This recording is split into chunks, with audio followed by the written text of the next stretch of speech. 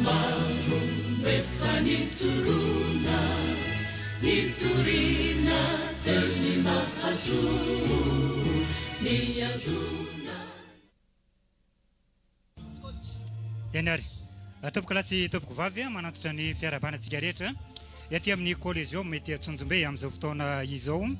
Tsy vinay moa zany fa ty datin'ny 2020 ny volana janoary taona 2020 araka ny fanambarana moa zany dia fampivavahana fitrotrona ambavaka indrindra ny filohan'ny FJKM nday ny docteur 𝙃𝙤𝙑𝙁𝙁 ami mpitandrina mianakavy sady fanokafana ihany koa ny taom-mpiasana 2020 eo anivon'ny FTV-FJKM. Araka ny fanambara sy nampapatara ny mpanentana moa zany tety amin'ny Coliseum tety Antsonjombe tamin'ity androany ity dia ivatana manontolo eto amin'ny kolo télévision manerana ny Madagasikara sy amin'ny Culte FM manerana Madagasikara ihany koa zany ity fampivavahana ety an-toerana ity akoatra ny télévision raha viva sy ny MBS araka ny fanambarany teo ihany.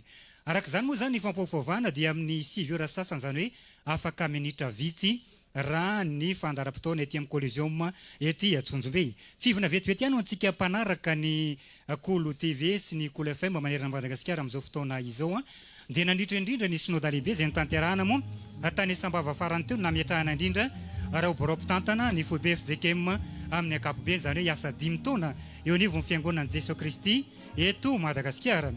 Ka ny filoha moa zany dia ny docteur 𝙃𝙤𝙑𝙁𝙁 ami mpitandrina ny Fanompoampy dia ny mpitandrina Andriamampianina Zaka sy Andriamatora Zarasoa Timosy avy amin'ny laika.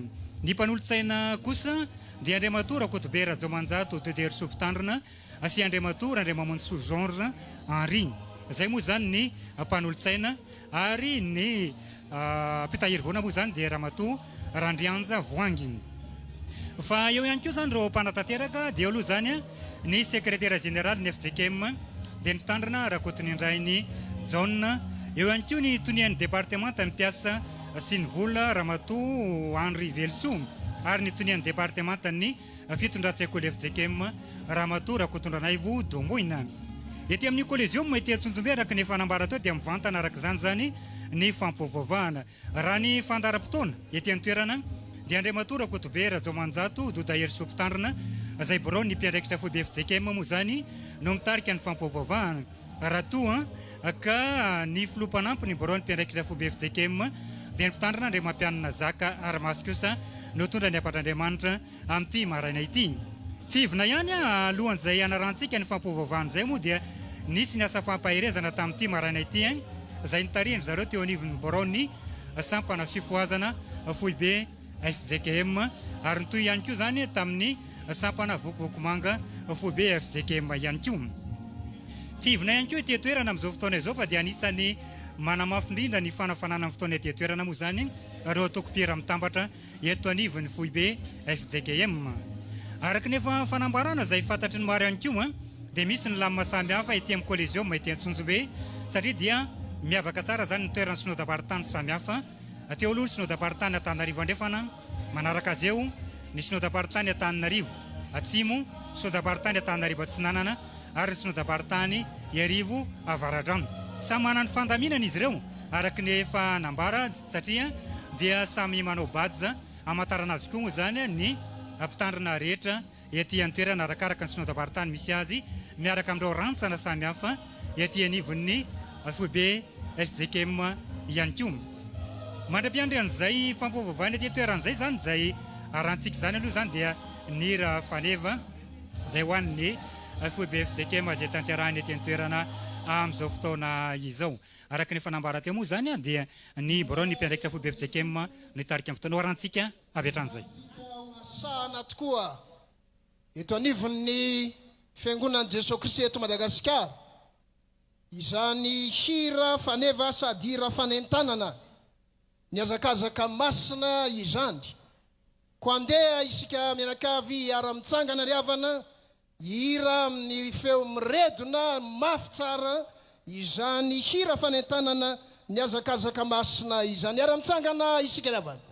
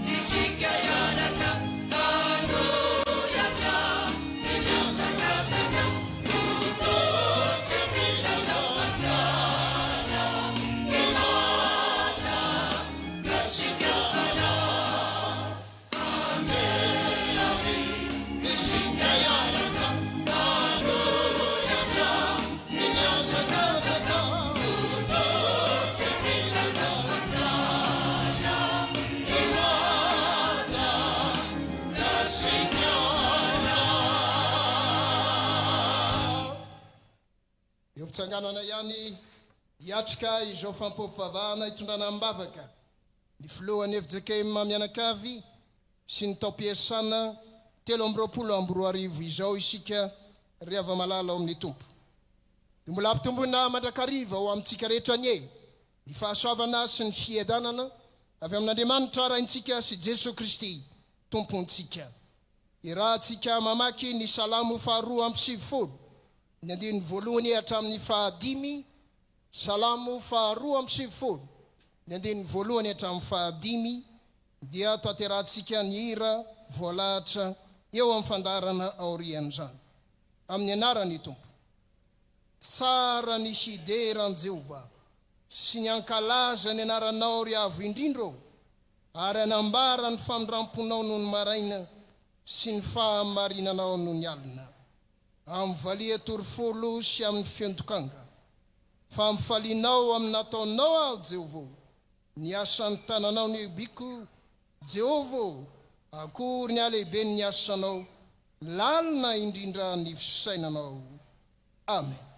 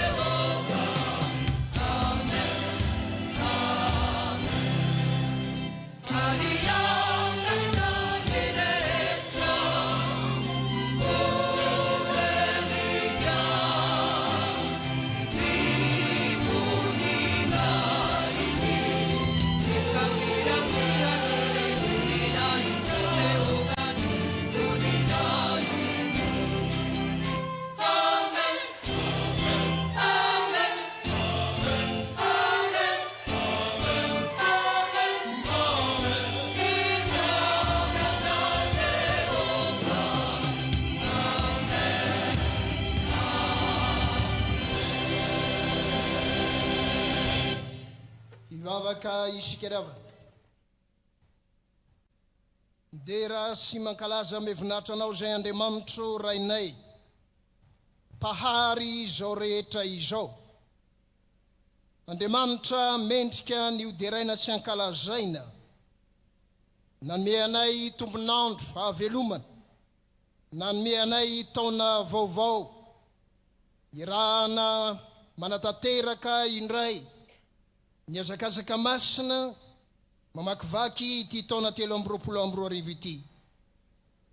Midera sy mankalaza anao zay nanametraka teo ampelantananao ny fanomanana ity fampoampivavahana ity zay hitondrana ambavaka ny filohan'ny FJKM mianakavy, hitondrana ambavaka ny taom-mpiasana 2024 ianao zay Andriamanitra mipetraka eo amin'ny seza fiandriananao ray soanitra kasitrahana izao fampoampivavahana sandratra izao izay iarahanay koa amin'ny fiangonana masina manerana izao tontolo izao fa Andriamanitra sy tomponay ianao ary tsy maintsy ambaranay manakoako manerana izao tontolo izao fa tsara ny Andriamanitray ary mpanao ny tsara ny Andriamanitray, velona ny Andriamanitray ary mamelona ny Andriamanitray, ary Andriamanitra miteny ianao Andriamanitray satria velona mandrakizay. Imitarianay mifananao masina anatin'izao fampoampivavahana manontolo izao amin'ny anaran'i Kristy Jesoa. Amen. Mazoto toerana ry havana.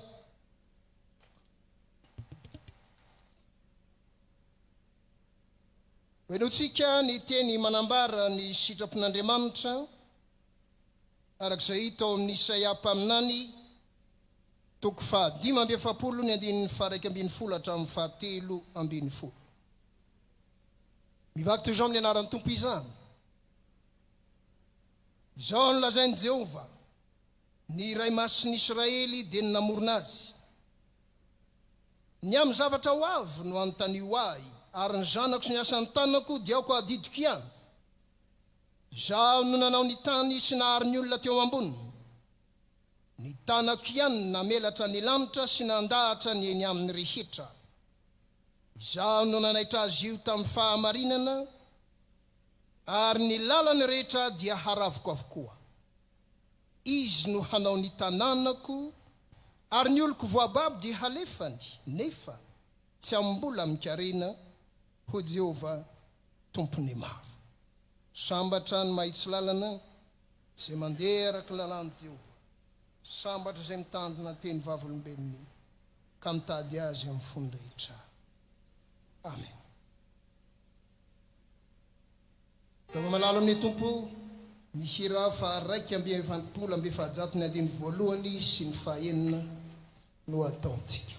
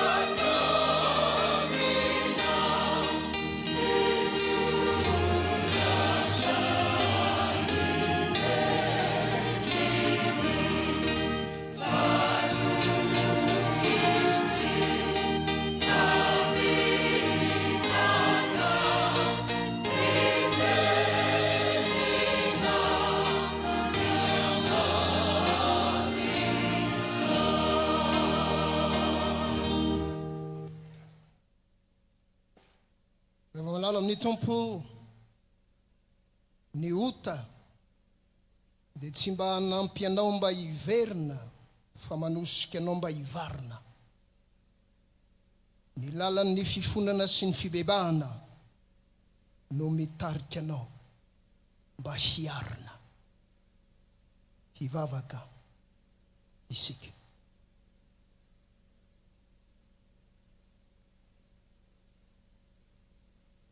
Andriamanitro rainay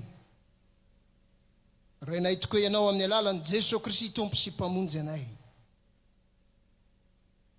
Renay teo tokoa ny teninao ilay toko tsy mamitaka. Ianao ny namorona anay. Ianao ny nahary anay. Ary nanome anay ny teninao, ny sitraponao mba ho fiainana. Ndrisy anefa Tompo. Fa tsy tamteraka ny teny izay nomenao, fa raha nantsina hoe zanaka izahay. Miantso anao ray. Ndrisy fa ny fiainanay toa maneho fa zaza sary. Tsy mahatao miteraka ny sitraponao. Ianao milaza hoe ny zavatra ho avy no antanio ahy. Fa eo anatrehany zavatra mitranga maro samihafa. Toa tsy manana ny ho avy izahay. Ary toa very fanambola velona. Ary mila tsy matoka ny teninao izay manome antoka ny amin'ny ho avy. Ny zanako sy ny asan'ny tanako ianao ka ho aditiko ihany. Fa impiry moa izahay no miezaka mba hanavo tena. Tsy miankina aminao Andriamanitra rainay. Miankina kosa amin'ny zavaboary, miankina amin'ny olombelona, miankina amin'ny fahaizana mampahalalana isamrery azy. Fa matetika no mikatso, matetika no tsy tafavaka, no tsy tokisana anao Andriamanitra. Ianao Andriamanitra dia milaza mazava tsara fa manaitra anay amin'ny fahamarinana. Ary ambara tsy aza fa ny fiangonana, ilay fiangonana fahamarinana. Ndrisy Tompo, mbiay zany. Na dia efa nampatsirovina nampianarana fa ny fampiarana. Tsy hoe mikavivi fotsiny, fa mody sary tsy mandre. Nilazanao fa andro fiorenany fahamarinana fiangonanao.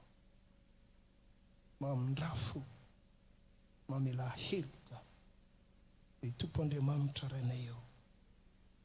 Ny amin'ny Jesosy Kristy zanakao ilay mipetraka eo ankavananao Andriamanitra ray, ka miara-mivavaka aminay. Amen.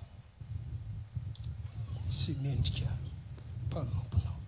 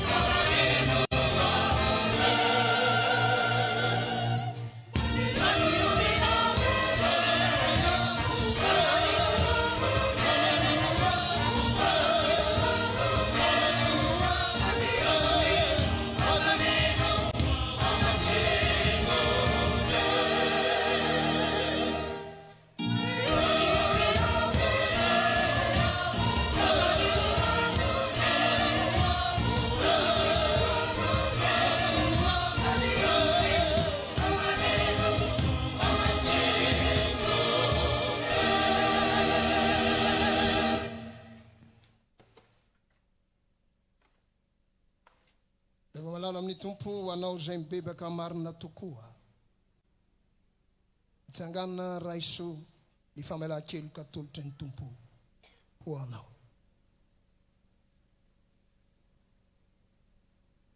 Zao nambara ny tenin'Andriamanitra ary ambara aminao amin'ny fifaliana.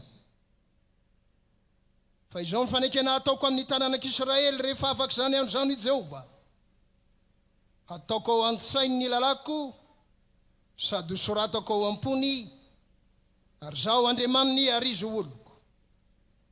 Ary samy tsy ampianatra ny namany sy ny rahalahy ny avy intsony izy hoe mahalala an Jehova, fa hahalala avokoa izy rehetra, hatramin'ny kely indrindra ka hatramin'ny lehibe indrindra ho Jehova, fa havelako ny elony ary tsy ho tsarovako intsony ny fahotany. Sambatra ny olona zay voavelan'ny elony sy voasarona ny fahotany. Sambatra ny olona zay tsy sain'i Jehova eloka ary tsy misy fitaka ny fanahy. Amen. Samba zanahary.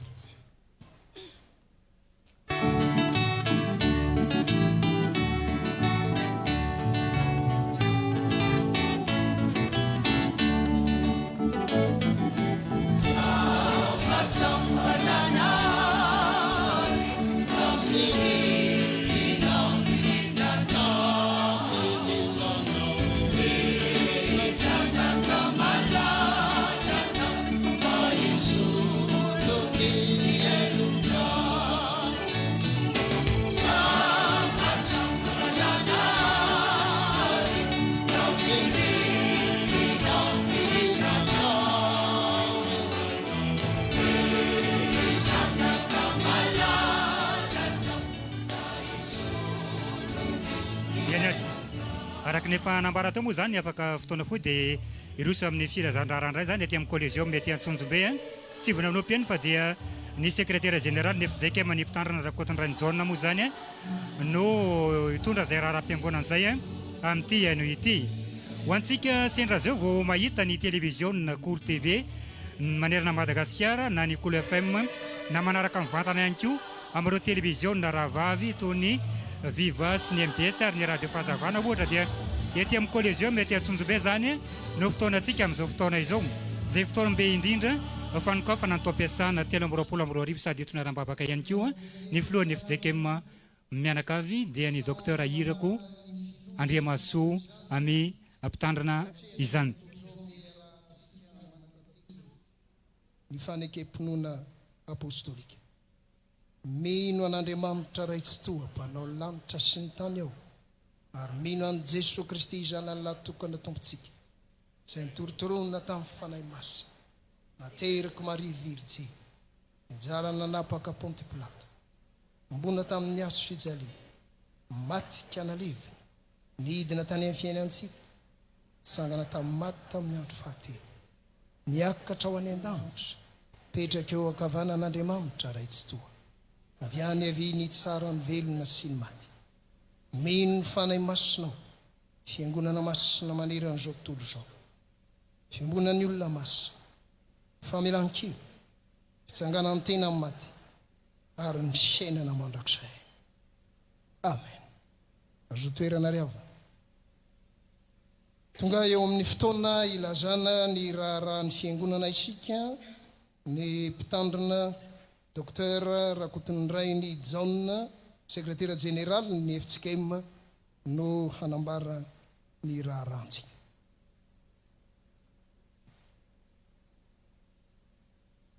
Ho an'Andriamanitra rery ny voninahitra ho soratra masina miorena tsara aza miova. Kortiana voalohany toko 10 ny andiny fahavalamy 50 tapany faharoa. Miarabantsika rehetra amin'ny aran'ny tompo riavana men Jesosy taona vaovao 7:20 sy 2:00. Raharam-piangonantsika dia zavatra roa no lazaina. Voalohany fiarabana sy fisaorana ary ny faharoa kosa dia ireo ho tsara ho fantatra. Miaraba ireo ray aman-dren'ny mpiangonana handaniny ary miaraba kosa nareo ray aman-dreny ara-panjakana ankilany. Ataoko aty am-piandohana ny andriamatoa sy ramatoa ny fianakaviana na ny vady na ny zanaka na ny zafikely arabaina avokoa ao anatin'izany rehetra izany. Miarabanao Andriamatao filohan'ny FJKM mivady sy ianareo mpiaraikitra fobe miaraka amin'ny ankonany avy. Ianareo mpiaraikitra fobe rehetra manatrika etona.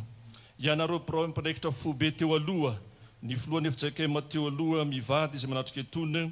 Ianao ankoa Andriamatao filoham-pirenena teo aloha sady mpiaraikitra fobe teo aloha.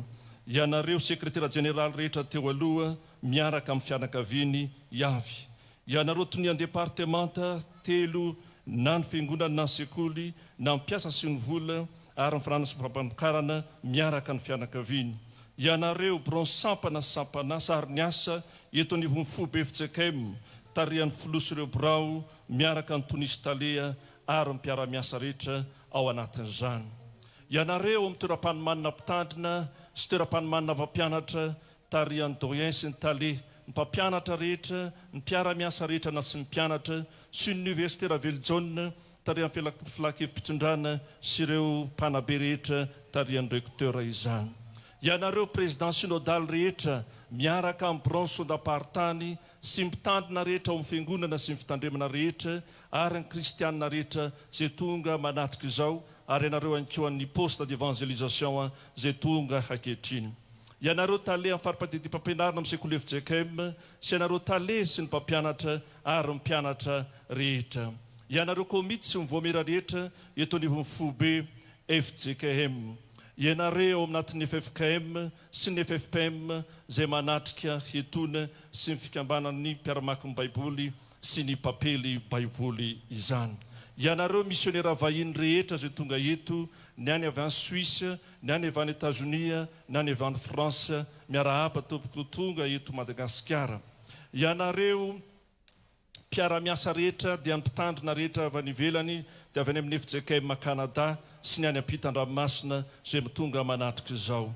Ianareo fikambanan'ny diakonina sy olona miara-manatotosa zao fotoana izao misaotra sady miarahaba anareo miaraka aminareo mpiandry sy mpiomana zay natanteraka amin'ny fampivavahana tamin'ny fitora maraina ateo.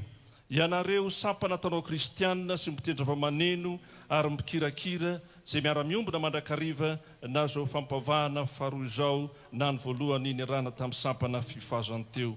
Ary anareo amin'ny sampana fandraisana fampalam-baovao ny FJKM.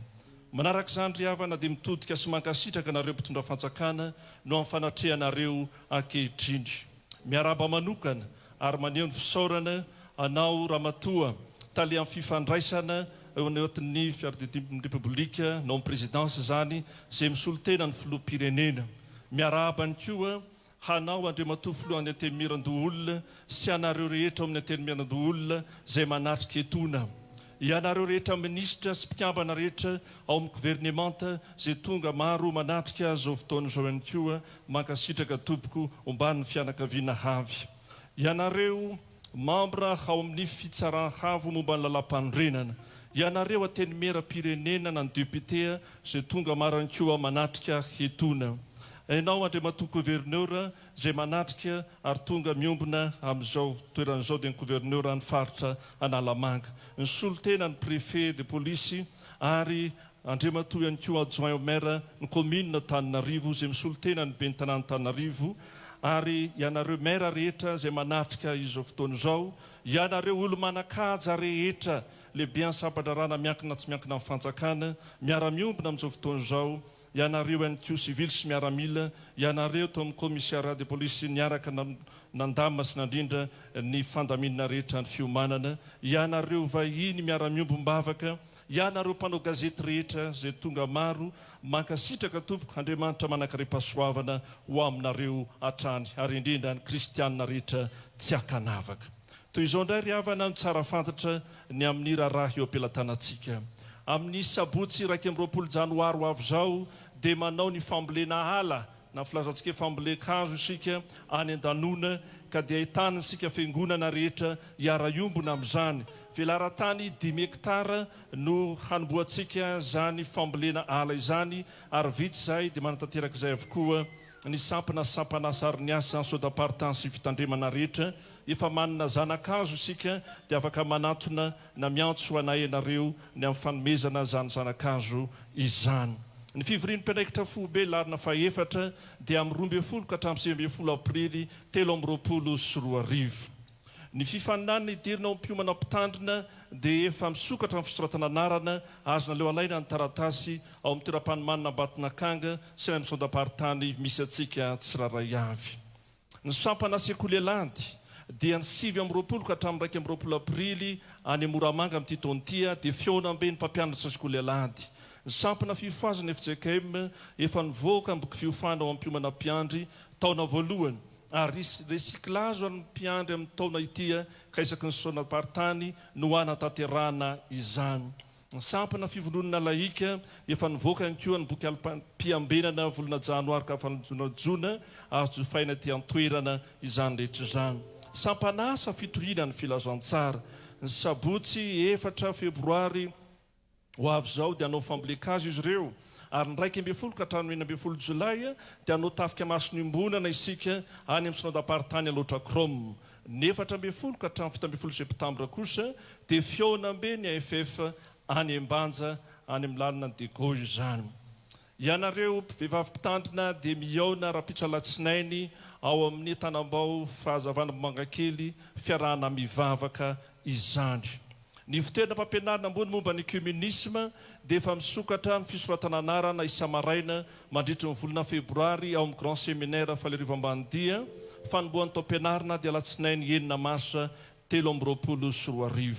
Ny herinandro ny fianakaviana ny 13 ka hatramin'ny 12 febroary ho avy zao dia efa vita ny boky misy toroteny sy fampianarana ny herinandro ny fianakaviana afaka vidintsika izany amin'izao toerana zao ny amin'ny stand eny ambony eny no ahitantsika izany. Ny famaranana ny jobily fadimy amin'ny 20 taona ny radio fahazavana riavana dia atao amin'ny FJKM Atsimo Mahamasina amin'ny alahady 20 janoary amin'ny rora sasany anasanantsika rehetra. Ny vavaka sy ny fifadikaniny izay ombonantsika isa-taona dia ny sabotsy 20 janoary 2024 no tanterahana amin'ity volana janoary tia ho lazaina indray ny manaraka. Ny synodam-pinoana dia ho tanterahana ny ambositra any amin'ny sondaparitany Moromany ambositra ny 12 ka hatramin'ny 14 mea 2024. Ny Fotoampivavahana katekista dia misy fitoerana 12 ka ny daty anaovana izany dia ny 12 ka hatramin'ny 14 jolay 2024. Ny Fotoampivavahana sampana vokovoko manga ny toerana anaovana izany dia ny 𝙃𝙤𝙤𝙤𝙤 sondaparitany 𝙃𝙤𝙤𝙤𝙤 fiavozana ny daty 9 ka hatramin'ny 12 aogositra 2024. Ny Fotoampivavahana sampana mpanazava stily sady fankilazan'Andriamanitra no 70 taona ny sampaty FJKM ny daty dia 10 ka hatramin'ny 13 aogositra ary ny toerana dia Antananarivo sondaparitany Antananarivo andrefana. Fotoampivavahana diakonina sy ny olona dia ny daty 15 ka hatramin'ny 12 aogositra 2024 ny fitoerana dia miisa 7 ho lazaintsika any amin'ny sondaparitany misy atsika izany. Ny fankilazan'Andriamanitra no 15 taon'ny FJKM dia ankalazantsika amin'ny daty 18 aogositra 2024 izany. Ny Fotoampivavahana fikambana amin'ny tendra-vamaneno dia ny toerana anaovana izany dia any Mahajanga sondaparitany Bona vaovao ny daty 13 ka hatramin'ny 17 aogositra 2024. Ny alahady 12 maritra 2024 indray eo amin'ny departementan'ny sekoly dia fanokafana ny jobily fa 15 taona ny toeram-panomanina mpampianatra natsotsika hoe FRP ary ny 13 ka hatramin'ny 19 aprily ho avy zao dia ny andro ny sekoly FJKM ho tanterahana any 𝙃𝙤𝙤𝙤𝙤.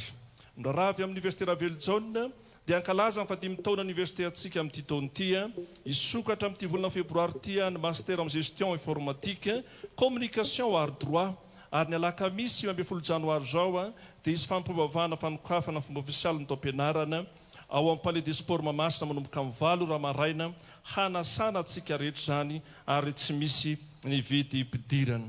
Ny komity pirenena miady amin'ny sida sy amin'ny valana retina dia manome fizahana fahasalamana mahay mamponatsika amin'izao toerana zao rehefa mifarana ny fotoana na ny lohan'ny fotoana teo zany na ny diabeta na ny tension sy ny sisa dia afaka manatona azy ireo isika. Mampatsiaro sy manentana atsika riavana hanaraka hatrany rehefa hipetra ara-pahasalamana isoroana ny valana retina COVID-19. Ary ny amin'ny departementan'ny mpiasa sy ny vola ary ny fanarina fampamokarana dia famoahana ireo tompon'andraikitra ny ofina atao amin'ny 𝙃𝙤𝙧𝙤𝙤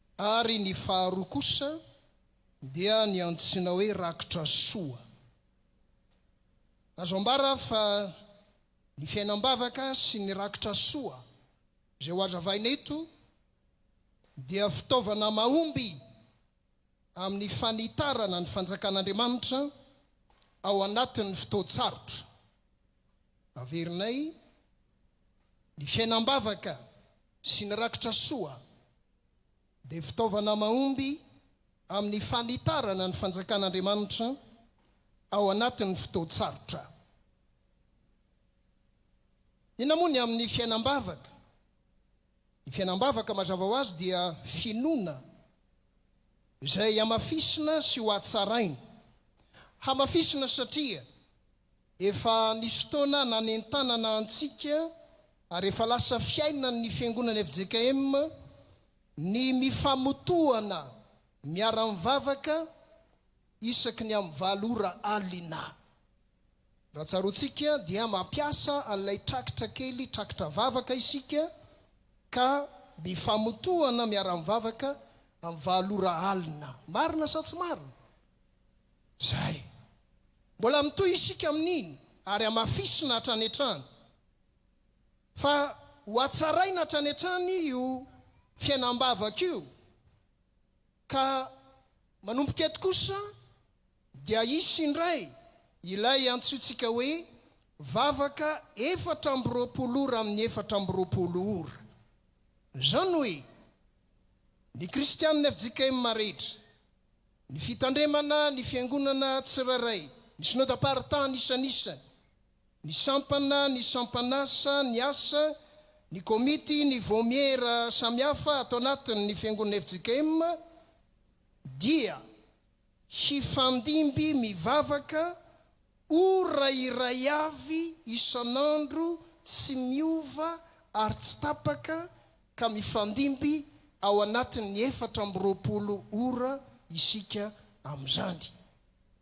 Mba hahafahana manatanteraka izany fiainam-bavaka atsaraina izany, manomboka amin'ny tian'io itia dia mivoaka ny antsoina hoe boky kely vavaka 420 ora amin'ny 420 ora. Kristianina FJKM miorina tsara amin'ny fiainam-bavaka, voalamina, voarindra ary tena mora arahana ato anatin'ny boky kely ity ny fanatanterahana izany vavaka 420 ora amin'ny 420 ora izany. Anome ohatra tsotra atsika. Rehefa mijery an'ity boky ity dia ho hitanao any amin'ny takila faraparany ny fandaminana izay voalahatra amin'ny alfabeta ny amin'ireo synodam-paharitany tsirairay, ny amin'ny sampana sampanasa ary ny asa isan'isany, ny amin'ny hoe oviana no mivavaka amin'ny ora fahafiry ary inona ny antom-bavaka. Aka ohatritsika raisiko ohatra eto ampelantanako eto no ohatra ny STK. Ny STK S zany nijerena dia hita any amin'ny takila fa 520 ato amin'ity boky kely ity. Ny STK na sampana tanora kristianina dia voalaza fa manana anjara vavaka amin'ny ora 10. Amin'ny firy zany ora 10 zany? Dia jerena any amin'ny takila fa 30. Izao ny voalaza ato. Ny ora 10 dia amin'ny 7 ora maraina hatramin'ny 10 ora maraina. Eo zany nisy teky rehetra manerana ny sahany FJKM dia manokana ny fotoana io mba hitondrana ambavaka. Ny tompony andraikitra mivavaka tsy nisy teky ihany amin'ny fotoana io, fa ao ihany koa ny mpampianatra sy ny mpandraharaha amin'ny toeram-pamanana mpitandrina any Ambatonakanga, ny departemanta ampiasa sy ny vola ary ny fananana sy ny fampanokarana. Mbola miaraka mivavaka amin'ny ao koa ny synodam-paharitany laharana fa 7 sy ny synodam-paharitany laharana fa 7. Amin'ny 7 ora maraina hatramin'ny 10 ora maraina zany ireo rehetra ireo mitokam-bavaka manatanteraka an'izay voalaza ato. Dia voatsinjara isaky ny adiny ray manomboka amin'ny 12 ora alina hatramin'ny 12 ora alina manaraka indray isika rehetra dia voalamina miara-mivavaka avokoa ato anatin'ity boky ity.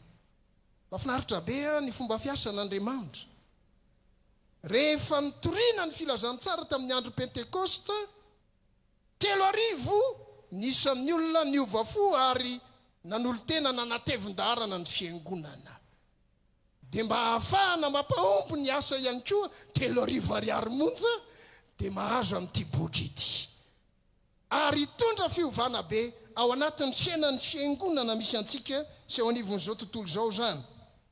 Tsara ny afantaranao fa rehefa nitondra fanjakana i Davida mpanjaka dia nalaminy ny Levita mpihira hanao vavaka sy fiderana 420 ora amin'ny 420 ora nandritry ny 330 taona izay nitondrany Davida mpanjaka. Vokany lasa firenena matanjaka Israely, ary ireo firenena vahiny namdidina azy nandoetra tamin'ny Israely, fa tsy Israely nandoetra tamin'ireo fanjakana vahiny ireo. Atsimbatika Andriamanitra amin'ny tantara rehefa mitolona mbavaka marina tokoa ny fiangonana.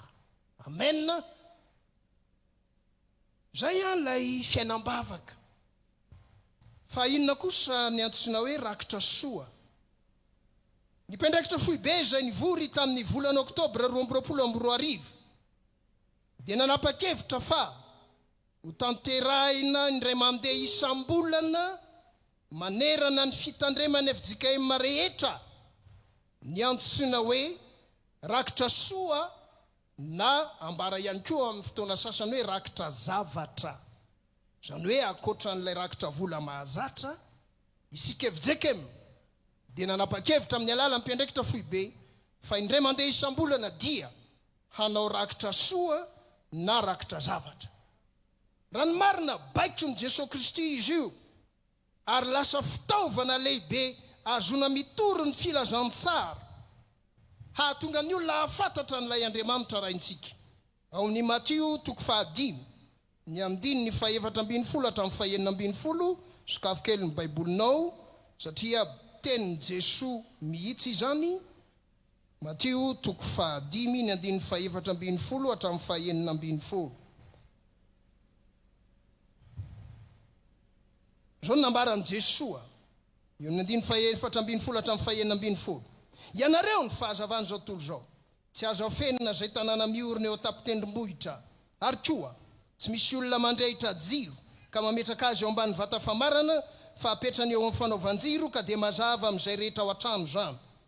Ao ka hazava eo mason'ny olona toy izany koa ny fahazavanareo, mba ahitany ny asa soa. Ao le rakitra soa zany io, ny asa soa ataonareo ka hankalazany ny rainareo zay any an-danitra. Rehefa malala amin'ny Tompo ny rakitra soa izany dia anankiray amin'izay fitaovana eo am-pialatanantsika ahafahana manambara ny atsara le Andriamanitra raintsika. Lasa asa mpamonjena azona mizara fiainana ampiray firenena amintsika, indrindraindrindra eo anatrehan'ny fahasairana, eo anatrehan'ireo loza maro samihafa, ny siklona, tondra-drano, dia betsaka ny traboina. Ka amin'ny alalan'ny rakitra soa zay ataontsika indray mandeha isam-bolana dia mahangona zavatra isika mba hazona mandray anjara amin'ny fiahiana sy fanampiana ireny ava-malalantsika trabona ireny. Alay fisary atsaina hono hoe, alay fisary atsaina hono hoe manapa-kevitra isika FJKM fa hanangona savony ray monja isan'olona amin'ny volana febroary ohatra zany fa tsy tonga detairina. Fa ohatra hoe amin'ny volana febroary samy manangona savony ray avy isan'olona, misy 5 tapitrisa isika FJKM ohatra. Firy zany ny savony voangona, misy 5 tapitrisa, loto tsy afaka zany, tsy fantatro tsony. Azoazonao sary atsaina ny asa goavana zay asika tanterahana amin'ny alalan'ny izao rakitra soa izao.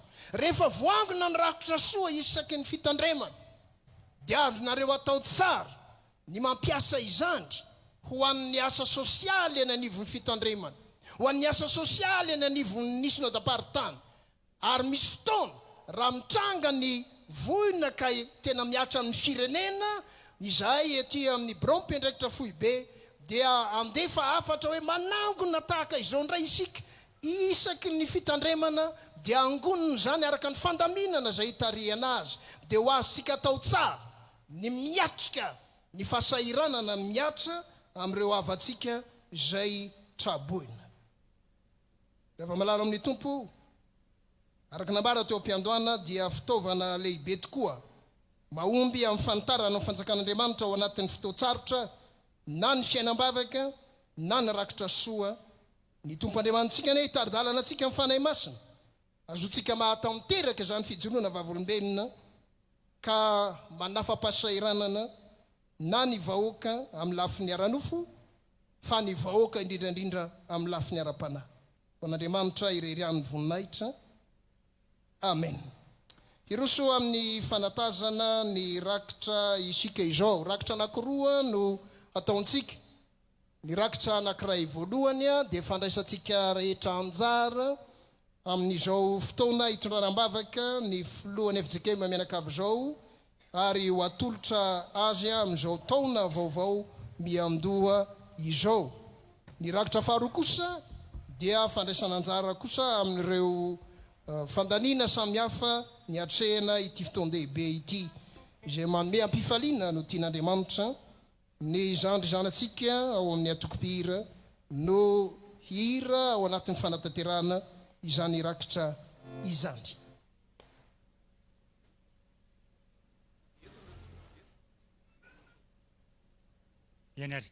ianary araka zany moa zany dia miroso amin'ny rakitra zany ny aty amin'ny Coliseum mety Antsonjombe araka ny nambarany mpitandrana raha kotobe rajomanjato dodeherso teo moa zany dia zareo sampana tanora kristianina FTV FJKM no manatateraka zahiry zay tsy iviny ihany koa fa dia mitendry moa zany dia zareo avy amin'ny 𝙃𝙃𝙯𝙃 na ny fikambanana mitendry zava-maneno eo anivon'ny FTV FJKM tsy ivina ihany aty fampivavahana zay aty amin'ny Coliseum Antsonjombe aty moa zany dia mivantana amin'ny Culte FM sy ny Culte TV amin'ny Ma TV amin'ny MBS amin'ny Viva ary amin'ny radio fahazavana sy ireo aina manjery samihafa sy ny tambazotra tserasera samihafa ihany koa zay no hoe landeha rantsika betrany ary zahirany STK mitambatra ety amin'ny Coliseum ety Antsonjombe izay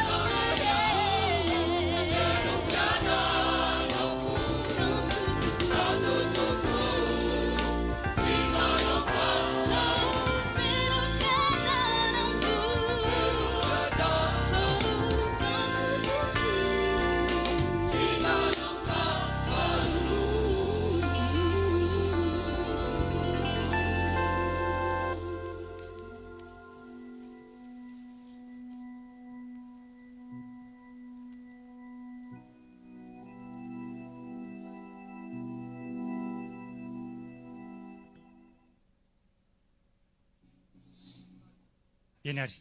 Mbola ao anatin'ny fotoanan'ny rakitra moa zany ety amin'ny Coliseum ety Antsonjombe amin'izao fotoana izao araka izay anarahanao azy izay mivantana amin'ireo aina aman-jery maro samihafa araka nefa nambara teo tsivona ihany fa dia fotoana lehibe ho an'ny fitondrana ambavaka ny taom-mpiasana 13 ny ivon'ny fomba FJKM sy ny fitondrana ambavaka ihany koa ny filohan'ny FJKM mianakavy dia ny docteur 𝙁𝙤𝙑𝙁𝙁 mimpitandrina mianakavy mo izay tanterahana ety amin'ny Coliseum ety Antsonjombe izay.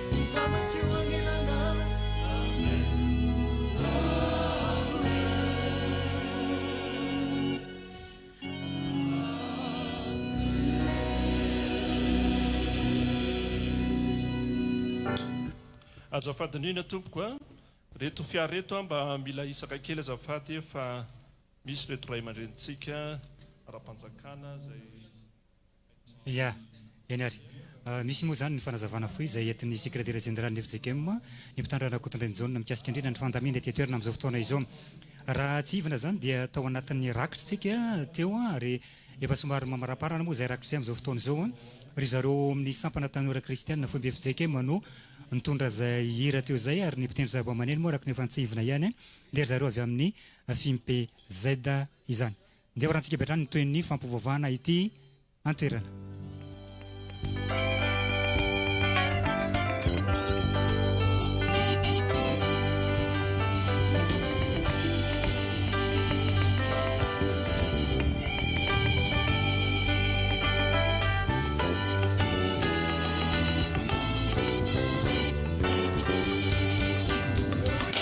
Glory to God,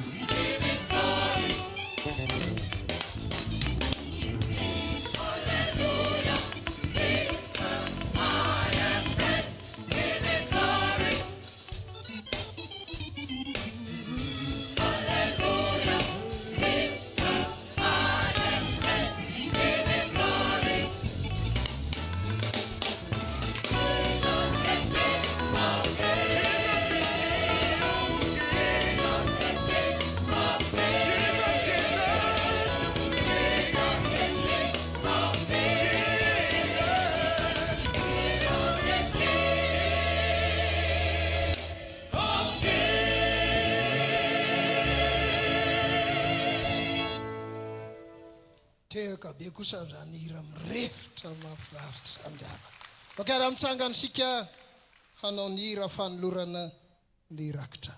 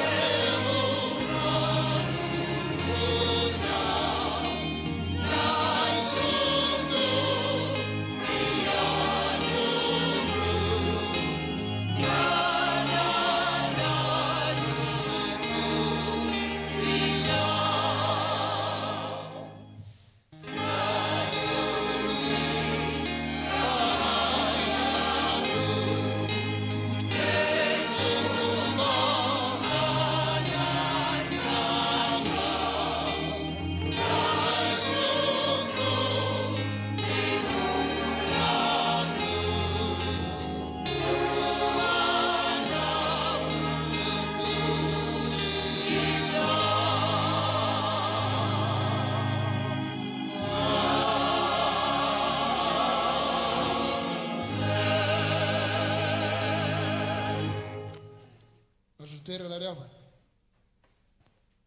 misy afatra fandaminana ampitaina aty aminay a fa be dia be ireo kristianina avatsika mbola tavela ao ambadika ao ka mba ahafahan'izy ireo mahita sy manaraka ny fampoampivavahana dia ampitaina amin'ny tompon'andraikitra amin'ny fandaminana fa azon'izy ireo atao tsara ny midina makatia ary afaka mipetraka amin'iny gradin na amin'ny tohatra iny a asiana lalana kely fotsiny ahafahana mivezivezy zay mbola malaladalaka zany eny ary fatak'izay koa arak'izay nambaran'ny mpitarika teo moa zany ny mpanolotsain'ny bureau-ny mpiandraikitra FTV FJKM ny mpitandrina rakotobe rajomanjato doderso mpitandrina moa zany noho ny mbola marondreo marobe zay ivelany eo zany dia misy ny fandaminana zany ety amin'ny Coliseum ety Antsonjombe amin'izao fotoana izao ahafahan'ireo mpino kristianina rehetra zany zay manaraka amin'ny fampivavahana ety an-toerana raha tsivona ihany dia atao anatin'ny rakitra ny fotoana ary dia rehefa avy eo moa zany hidina amin'ny fankarazana ny tenin'Andriamanitra isika zay zany no arantsika indray ety an-toerana irosy ny tompon'andraikitra amin'ny fotoana ho an'ny ankizy sy ny tanora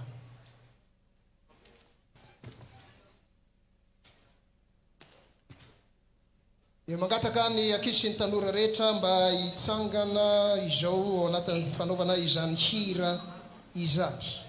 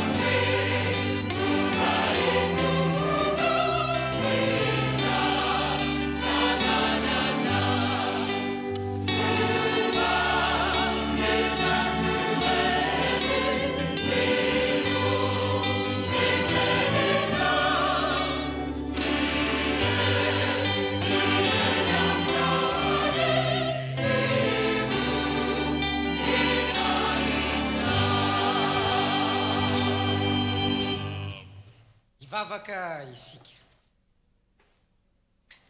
Andriamanitra Tompo Mpahary anay eo. Tonga amin'ny fotoana ny ankizy sy ny tanora izahay. Mampianara anay amin'ny alalan'ny teninao eo ambany fitarihan'ny fanahinao masina. Amen. Petraka ny ankizy sy ny tanora. Ny soratra masina izay angalantsika ankizy sy tanora hafatra avy amin'ny izao fotoana ny ankizy sy ny tanora amin'ny alalan'ny 10 minitra ny sekoly alady zao dia izay hita ao amin'ny Ezekiela 7:30 ny andininy 9 tapany 2 farany. Ezekiela 7:30 ny andininy 9 tapany 2 farany. Izao ny voasoratra amin'ny anaran'ny Tompo. Ary asiko fofinaina ianareo ka ho velona, ka dia ho fantatrareo fa izaho no Jehova. Ary asiko fofinaina ianareo ka ho velona, ka dia ho fantatrareo fa izaho no Jehova. Rakizy sy tanora, avy amin'Andriamanitra ny fofinaina mahavelona, ka nahatonga antsika mbola nahatratra ity taona vaovao ity. Koa misaoran'Andriamanitra raha mbola velona ianao.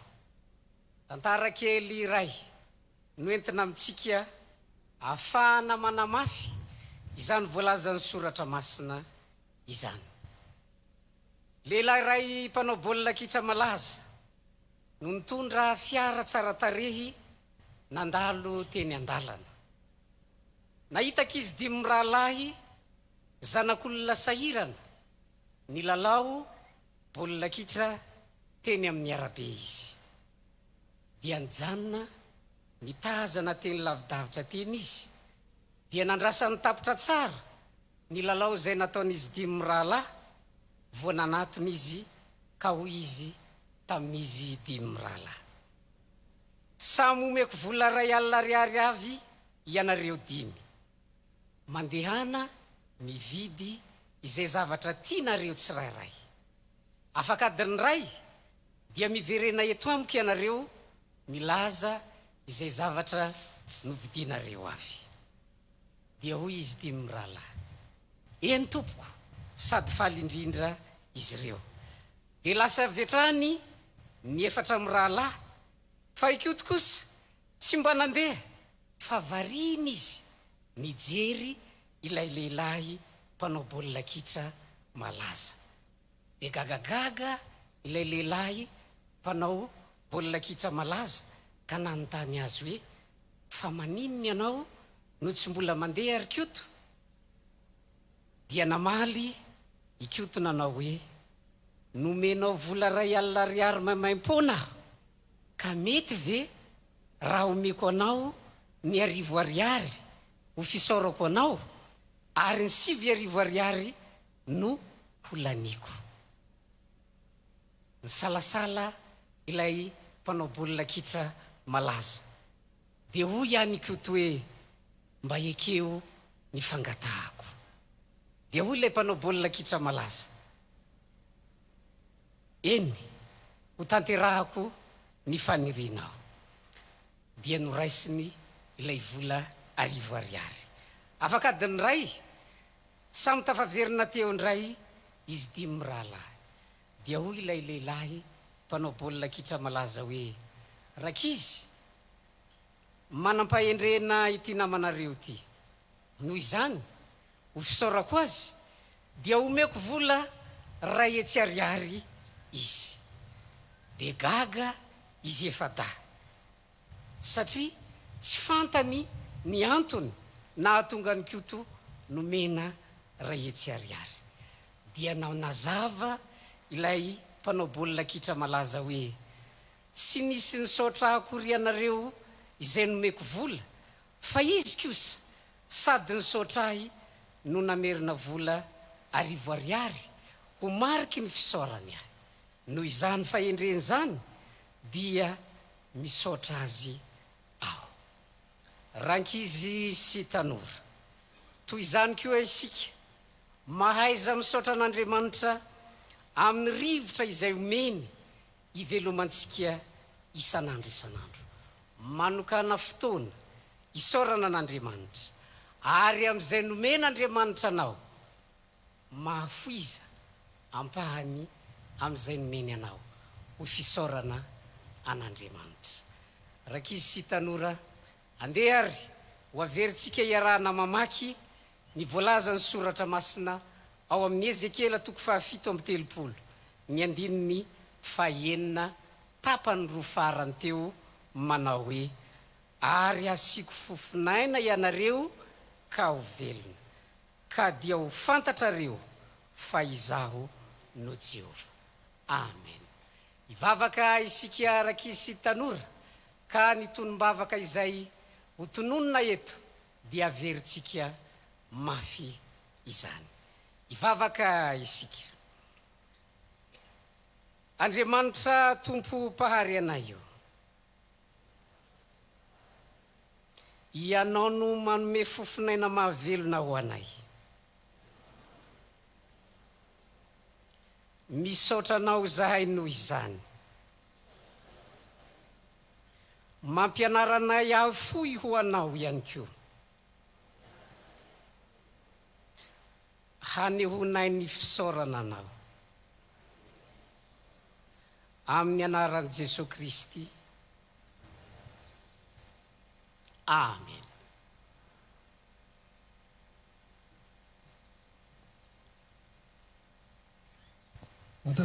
Ny mpitandrina razaka rivony sarilo moa zany zay atonian'ny sampana sekoly FTV FJKM zay nitondra ny fotoana ho an'ny ankizy sy ny tanora izay.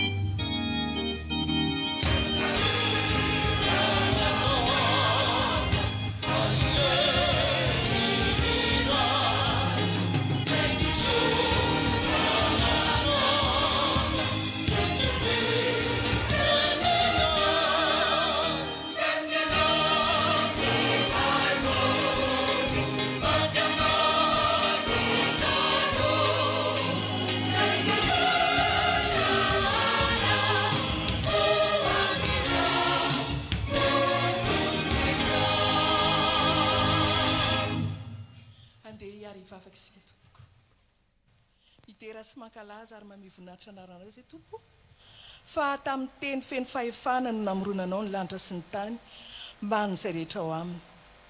Misaotra anao zahay satria tsara avokoa izay rehetra noharianao ary ahatanteraka ny sitraponao dia nomenao anay le teny tonga nofoka nona taminay dia ilay vaovao mahafaly ahafahanay mamantatra tokoa izany sitraponao izany.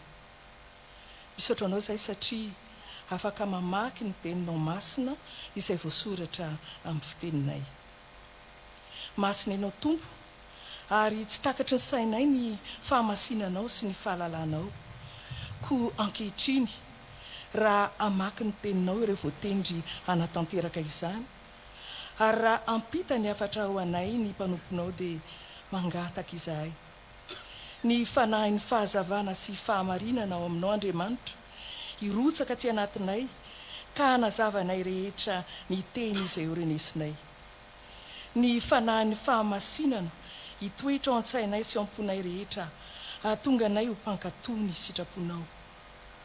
Ny fanahin'ny fitiavana sy ny fifaliana ary ny fiadanana no hamirapiratra ao anatinay ka handehananay sy joroanay araka izay hambara sy hotoriana aminay eto anio. Koa mitenena Tompo fa mihaino izay mpanomponao, ary amin'ny anaran'i Jesosy Kristy ilay teny tonga nofo no anaovanay izany vavaka izany. Amen.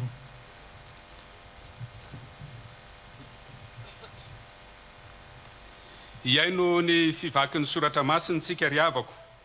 Ny vaky teny voalohany dia ho hitantsika ao amin'ny Salamo. Salamo fahatelo amin'ny telopolo, raisina amin'ny andinin'ny fahaefatra ka hatsahatra amin'ny andinin'ny faharaiky ambin'ny folo. Salamo fahatelo amin'ny telopolo. Salamo fahatelo amin'ny telopolo, atomboka amin'ny andinin'ny fahaefatra hatramin'ny faharaiky ambin'ny folo. Andeha ary ho renesintsika amin'ny anaran'ny Tompo Jesosy izany teny izany. Fa mahitsy ny tenin'i Jehova, ary ny asany rehetra dia mahatoky avokoa. Tia fahamarinana sy rariny izy, henika ny famindrampon'i Jehova ny tany. Ny tenin'i Jehova no nanaovana ny lanitra, ary ny fofonain'ny vavany no nanaovana ny hamarony rehetra.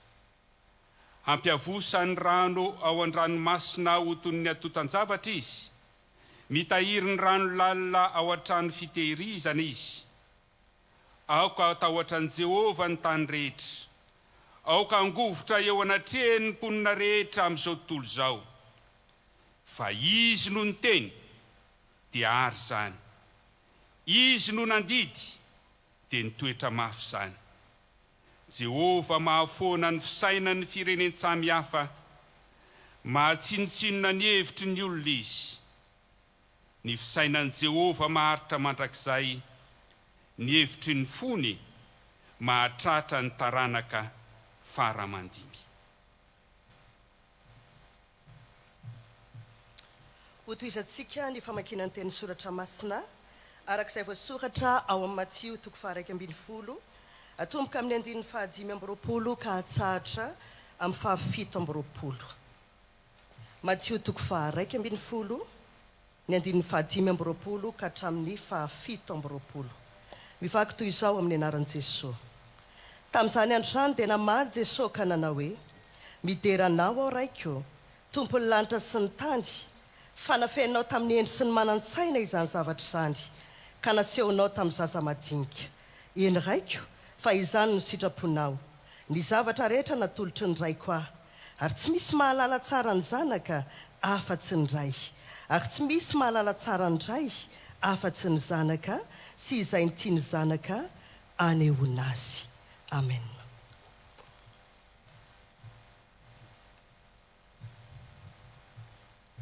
Ho faranana ny famakiana ny soratra masina arak'izay voarakitra ao amin'ny bokin'ny Apokalipsy. Apokalipsy toko fahaefatra, vakiana manomboka amin'ny andinin'ny fahasivy ary ejanona eo amin'ny andinin'ny faharaiky ambin'ny folo. Apokalipsy toko fahaefatra, andinin'ny fahasivy hatramin'ny andinin'ny faharaiky ambin'ny folo. Rehefa hita dia ho vakiana amin'ny anaran'i Jesosy. Ary raha ny zava-mananaina hanome voninahitra sy ady ary fisaorana ho an'ilay mipetraka eo ambonin'ny seza fiandrianany, dia izay velona mandrakizay, dia iankohika eo anoloan'izay mipetraka eo ambonin'ny seza fiandrianana ny lolona 420 ka hivavaka amin'izay velona mandrakizay, dia hanipy ny satro-boninahiny eo alohan'ny seza fiandrianana ka hanao hoe: ianao tomponay sy Andriamanitray no miendrika andray ny voninahitra sy ny ady ary ny hery, fa ianao no nahary ny zavatra rehetra, ary no ny sitraponao no nanisy sy nahary azy. Ray masino, manamasinana amin'ny fahamarinana, ny teninao no fahamarinana. Amen. Eramitsanga ny sikariavana hitsena ny tenin'Andriamanitra izay hotoriana amin'ny alalan'ny fandrenesana ihany koa ny hira ao amin'ny salamo 520 arak'izay voalahatra eo mifandarana.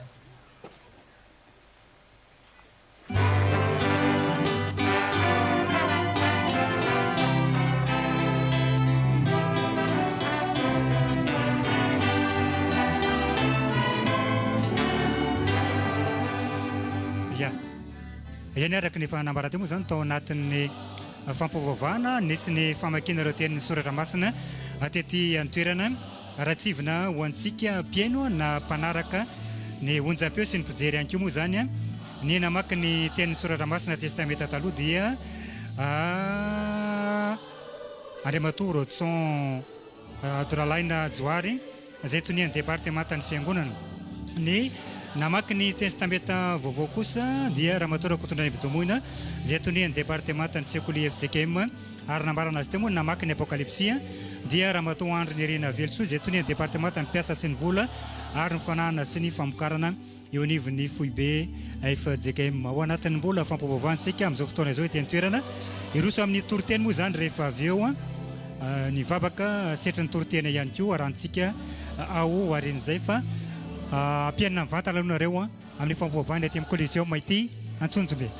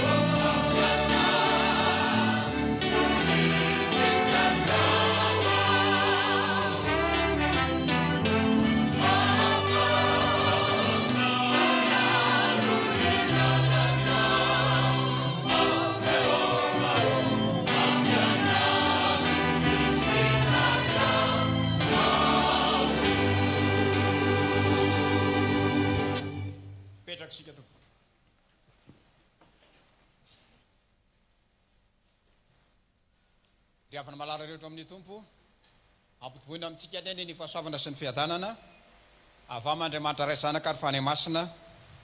Amen. Ny tenin'Andriamanitra izay toriana amintsika an'io riavana dia izay voasoratra ao amin'ny salamo 7:30. Salamo 7:30 ny andininy 2:10 no tsongaitsika fa ireo salamo andininy rehetrarehetrareo amin'ny salamo 7:30 no hotoriana amintsika. Zao ny voasoratra amin'ny andininy 2:10 amin'ny anaran'i Jesosy. Sambatra ny firenena izay manana an Jehovah ho Andriamaniny dia ny olona no fidiny olovany. Sambatra ny firenena izay manana an Jehovah ho Andriamaniny dia ny olona no fidiny olovany. Ny salamo 7:30 ty riavana dia manomboka amin'ny firesana ny hoe mira firam-baovao mitendre tsara amin'ny fefifaliana. Inona moa no mahatonga azy ianao an'izany?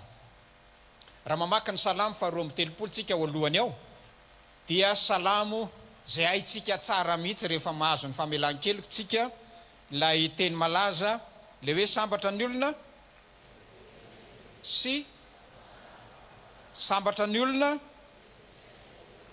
ary dia zany olona voavela heloka voavonjy izany voalazo amin'ny salamo faharoa amby telopolo no antsoina ho amin'izany mihira firam-baovao zany.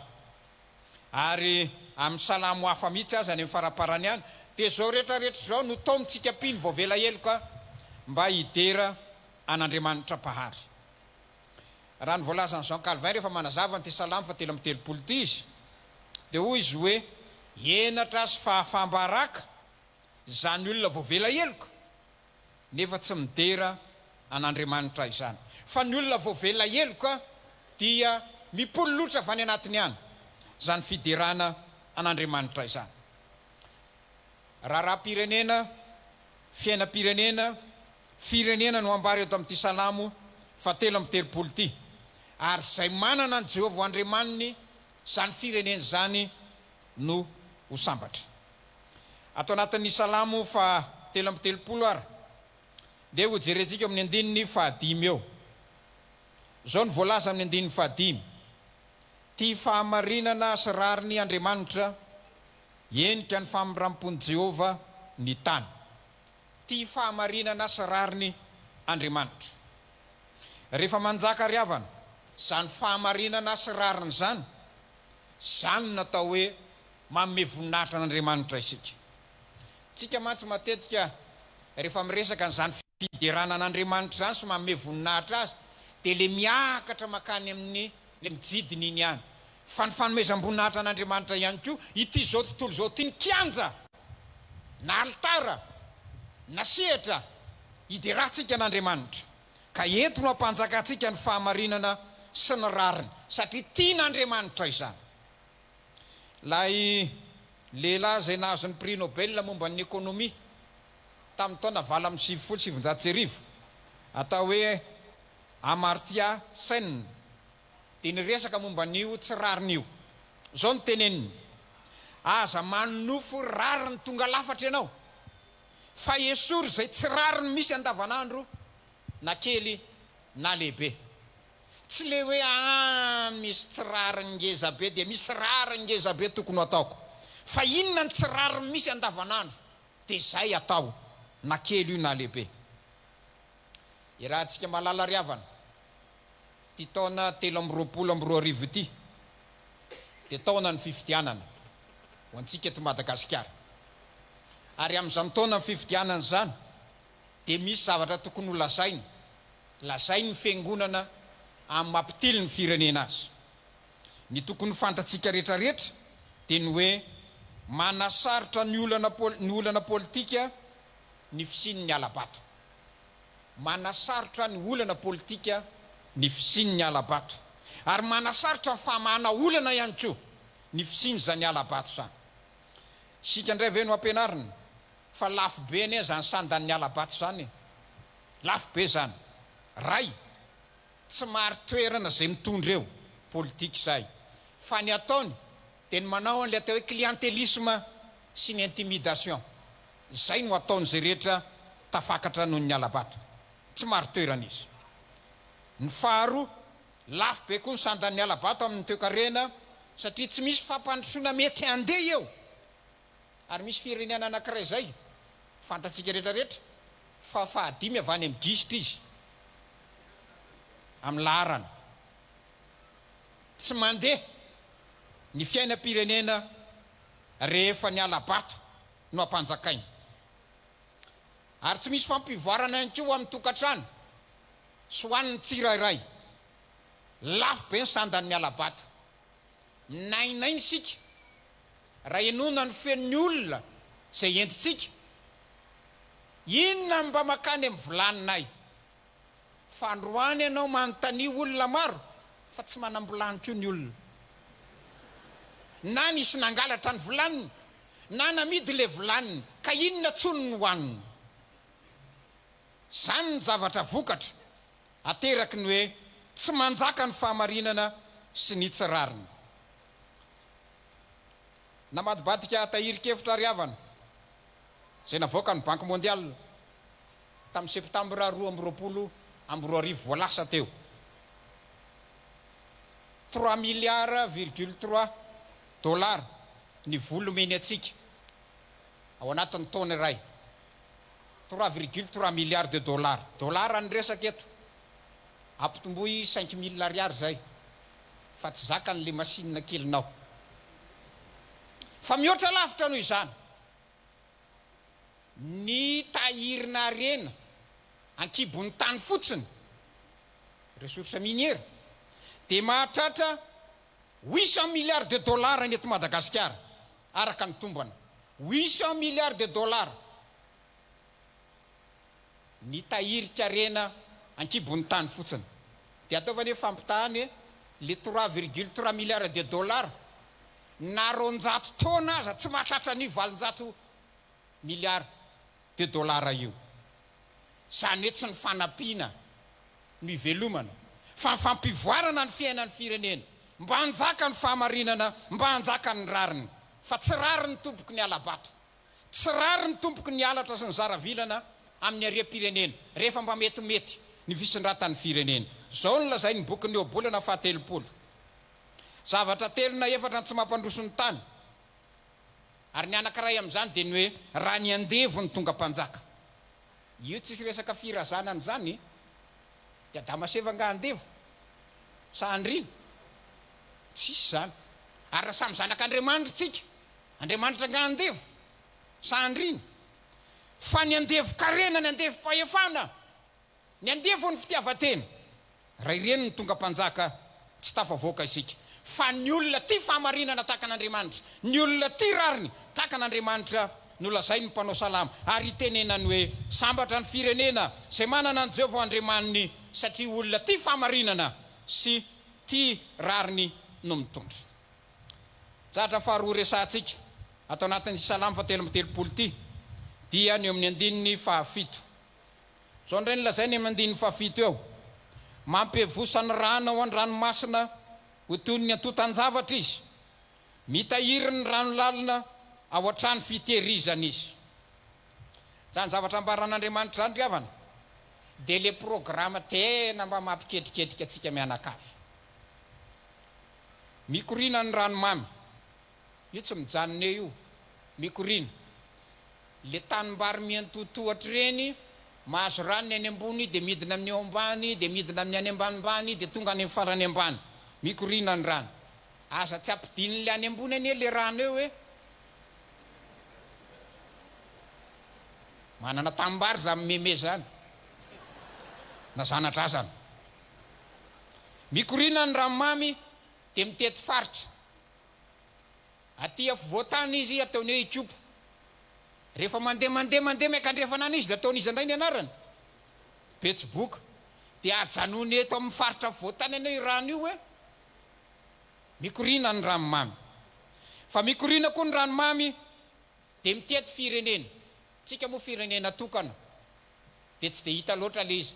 Fa ataovy hoe miala any Egypte dia makany ananina dia giazo eny io rano io hoe ady tsy vita io.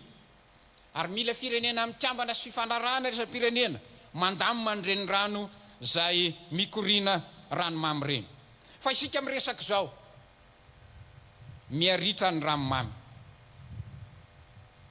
satria mitombo ny isamponina hoara ao an-trano fotsiny le raisoanao iny tsy laninao ndray andro fa tao 10 an-trano ianao dia hitatsika dia ohatra izay koa amin'ny raha rehetrarehetra. Tombo ny isamponina miaritra ny ranomamy. Mitombo ny isan'ny industrie zay mampiasa rano betsaka. Mitombo ny fompiana sy ny fambolena zay mila rano betsaka. Ary izany rehetra zany no mitarika atsika eritreritra amin'izao ory tenenantsika izao. Inona zany zao biby ho tokony ompiana? Fa misy biby mandany rano a? Inona ny legioma tokony ho volena sy voninkazo tokony ho karakaraina zay tsy mandany rano loatra tokony hoeritreretiny zany satria nainaintsika hoe jirama fa ao aminao koa manomboka eo amintsika io ndeha aka biby anankiray tsy fantatritsika eto Madagasikara ary eritreretina hiditra eto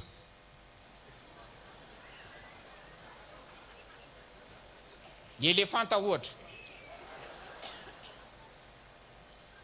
150 kg par jour 150 kg par jour ny zava-maniry lanin'ny elefanta tsy mifidy io na bozaka na hazo na inona fa zay dominy dia any 50 kilao isan'andro ary ny rano sotrony izy le mitroka amin'le lava orona be iny 10 litatra iny zany hoe firy so aminao troany re mandeha dia lany zay 10 litatra 150 litres par jour ny rano sotrony ore olona barika regny zany ka mampidira éléphant eo dia apetrao amin'ny ranona nosy eo herinandro dia ritra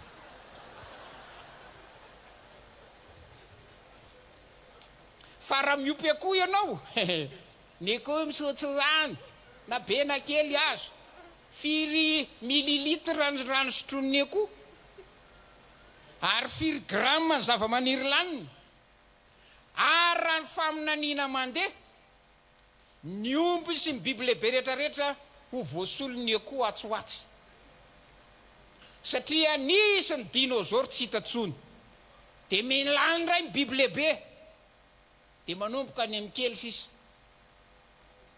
isika hiara-miaina amin'ireny biby madinika reny sisa ka any aoriana any zay manana ranomamy ampy sy betsaka no tafita ary zany mahatonga ny firenena maro zay tsy ampy rano mamadika ny ranomasina ho rano azo sotrony manangona ranonorana manao lava-drano sy vovo tamin'ny heritaona trotsika nisy fanangonam-bola nataontsika rehetrarehetra teto na avitana vovo 150 tany amin'ny faritra atsimo vovo 150 mila angoniny ranonorana io mila manana lava-dranontsika ao anatin'izany ary mamaky ny genesistsika riavana dia mahita hoe tany paradisa ny genesisa misy rano tao rehefa makany amin'ny apokalipsitsika tapitra indray ny fotoana amin'ny fahotana dia misy rano manondraka an'izany tany vaovao rahatra zay zany sainy tsara tompoko ny momba ny rano io fa arembe io ary tena fideranan'Andriamanitra ny fahaizana amin'ny taintana azy satria mitovy saina amin'Andriamanitsika raha le voalazany hoe mitahiry ny rano lalina ao an-trano fitehirizana izy mila mahay mitantana ny ranontsika mimanakavy mba hahafahantsika tafavoaka miaraka amin'Andriamanitra fanzatra fahatelo farany hotsongainy amintsika ato amin'ity salamo fahatelo amby telopolo ity dia ny eo amin'ny andininy 520 sy 720 tsy misy mpanjaka voavonjin'ny amarony miaranilany ny olo-mahery tsy voavonjin'ny aben'ny heriny ny soavaly tsy azo itokino famonjena ary tsy mahavonjy ny aben'ny heriny raha ny voalazan'izao Calvin ry avana rehefa manazava ny io andininy raisitsika io izy dia hoy izy hoe arakaraky ny ananan'ny olona ferovana tsara sy mafy no ialany amin'Andriamanitra satria mitoky amin'ny aratafika izy ary reo zany zao ohatrany atsika zao raha miresaka dia tsisy kalaknikova izy ina dika dika zay soavaly any fa zany no fitaovam-piadiana tsara indrindra tamin'izany andro zany ny hery maramilanao tsara indrindra tamin'izany andro zany zany hoe zay rehetrarehetra manana fitaovam-piadiana sy ny omana tany amin'ny école de guerre io teneniny io zao ny azadina manana tafika faran'izay rehetra tamin'ny andro Mosesy ny Egyptianina be ny miaramila sy ny soavaly Egyptianina fa ripaka tsy nisy niangana zany tao amin'ny ranomasina mena tao tsy dia azo itokina re ny herin'ny tafika dia mahotenenina ny tafika eto Madagasikara manahoana ny hery ara-tafika malagasy 27 sur 34 amin'ny firenena eto Afrikitsika 27e resy antsika zany hoe aka 𝙁𝙤𝙑𝙤𝙤 dia ady amin'le matanjaka be io ianao raha 27 sur 34 retiko io ny diandrandramana eo lalana hafa atrehana hiatrehana an'izay fa zao ny lazainy Isaia toko 2 tao jerentsika zay Isaia zay. Isaia toko faharokany andininy fahaefatra. Hoy ny voalazany hoe ary tsara ny adiny jentilisa izy ka ampiaiky firenena maro dia anefa ny saba no fangady ireny ary ny lefo no fanetezam-boaloboka ny firenena tsy anainga sabatra ifamely na ianatra adintsony. Inona ny ambaran'izany? Ny ambaran'izany ry havana dia tsotra amin'izao andro avelomantsika izao. Manana sabatra ianao, avadio angady zany. Manana lefony ianao, avadio ny fanetezam-boaloboka izany. Manana kalakinikova ianao, avadio angadinombo zany. Manana baly ianao, avadio masom-boly zany. Zay ihany io, zay ihany io. Zay ampandroso ny toe-karena sy ny famokarana no ilifosy. Zay ihany io. Raha teo tafavoaka ianao tsy nieriny miaramila amin'ny mahatafavoaka. Fa nieriny toe-karena mandroso sy ny fampamokarana tafita. Aenao ny teti-bola ny tafika raha atao arabaky teny zany. Dia ampitombony teti-bola ny famokarana sy ny fampamokarana. Ny Suisse anga akitehaka ao anaty toriteny. Ny Suisse dia firenena tsy manana miaramila kanefa dia tsara falim-piainana izy satria ny service civil ny azo no solony azy hoe tsy maintsy manao service civil ny vahoaka Suisse. Ka raha tiana tafarina ry havana ny firenena dia ny fanarenana ny toe-karena no ilifosy mafy fa milamina ny sécurité io. Fa mifampitanany antsika sy ny dalo amin'izao hoe ny basy anananao ndraindray ohatra ny tsy tsara noho ny azy mas 36 zany ny azy efa raha misy dia mas 38. Ny anao mas 36 tamin'ny ady lehibe faharoa. Fa alefaso ny toe-karena ary reny ny fampandrosoana ny firenetsika dia miena izao tsy fandriam-pahalemana izao ary mitombo ny anasa rehefa mandroso ny toe-karena. Ny fideranan'Andriamanitra ry havana le rainy Jesosy Kristy dia tena ao anatin'izany fampandrosoana ny asa sy ny toe-karena ary zany ny sehoan'ny fitahiana avy aminy. Fideranan'Andriamanitra rainy Jesosy Kristy ho antsika mba tsy ho mpanao politika mangala-bato, mba ho politika ny rano tsara tantana no isitrahany vahoaka ary mba fampandrosoana ny asa sy ny toe-karena fa tsy niery ara-tafitra no ametrahana ny fanantenana. Eto am-pamaranana misy toe-tsain'ny fiangonana zay tiany ho zarainy amintsika ry havana. Nisy omby anankiray nitondraka teo amin'ny tanimboly dia nisy karazan'olona roa teo. Le olona anankiray miteny hoe omboniza ary io, ary le olona anankiray miteny hoe esory aloha le omby zay manimba ny tanimboly. Izy amin'ireny kristianina iza le voalohany sa le faharoa? Faharoa. Ny toe-tsain'ny fiangonana tsy mandany andro amin'le hoe fa iza marina ny nandetika ny iza marina ny nangalatr'inona. Misy mpanao zany fa ny toe-tsain'ny fiangonana dia tsotra esory aloha le omby mitondraka dia hita ny toyany. Voninahitra ho an'Andriamanitra. Amen.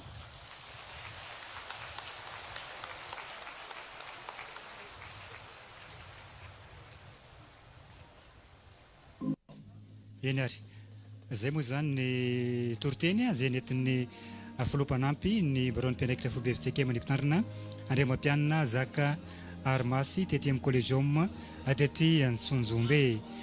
Raha ny fandaharam-potoana zany dia ny mpanolontsainy ny baron'ny mpianakitra FTV FJKM Andriamatora Andriamamontsy Georges kosa no hitondra ny vavaka zay setry ny tenin'Andriamanitra ety amin'ny Coliseum ety Antsonjombe.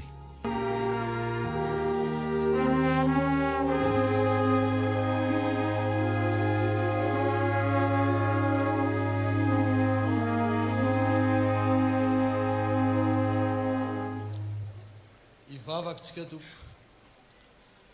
voninahitra ho anao Andriamanitra raha izy zanaka ary fanahy masina mideranao zay Jehovah tompo maro. Jehovah le namorona n'izao tontolo zao manana fahefana sy hery sy ny fahendrena ary ny fahefanao Jehovah hatrizay ankehitriny ary mandrak'izay fahefana feno fahamasinana, fahefana feno fitiavana ary zay indrindra Jehovah tompo nandefasanao ny zanaka ao ilay tokana isolo eloko anay dia Jesosy Kristy satria tianao ny vahoakanao dia fitiavana no nasetrinao izany ka ny zanakao ilay tokana mihitsy no nasolonao anay. Misaotra Jehovah, misaotra Dada, misaotra Jesosy Kristy fanekenao zany nantondranao mafy indrindra ara hatramin'ny fafambaraka, fijaliana, fitiavanao anay sy fankatoavana ny ray. Misaotra Jesosy Kristy zokinay ary tsy nitoetra tamin'izay ny ianao Jehovah.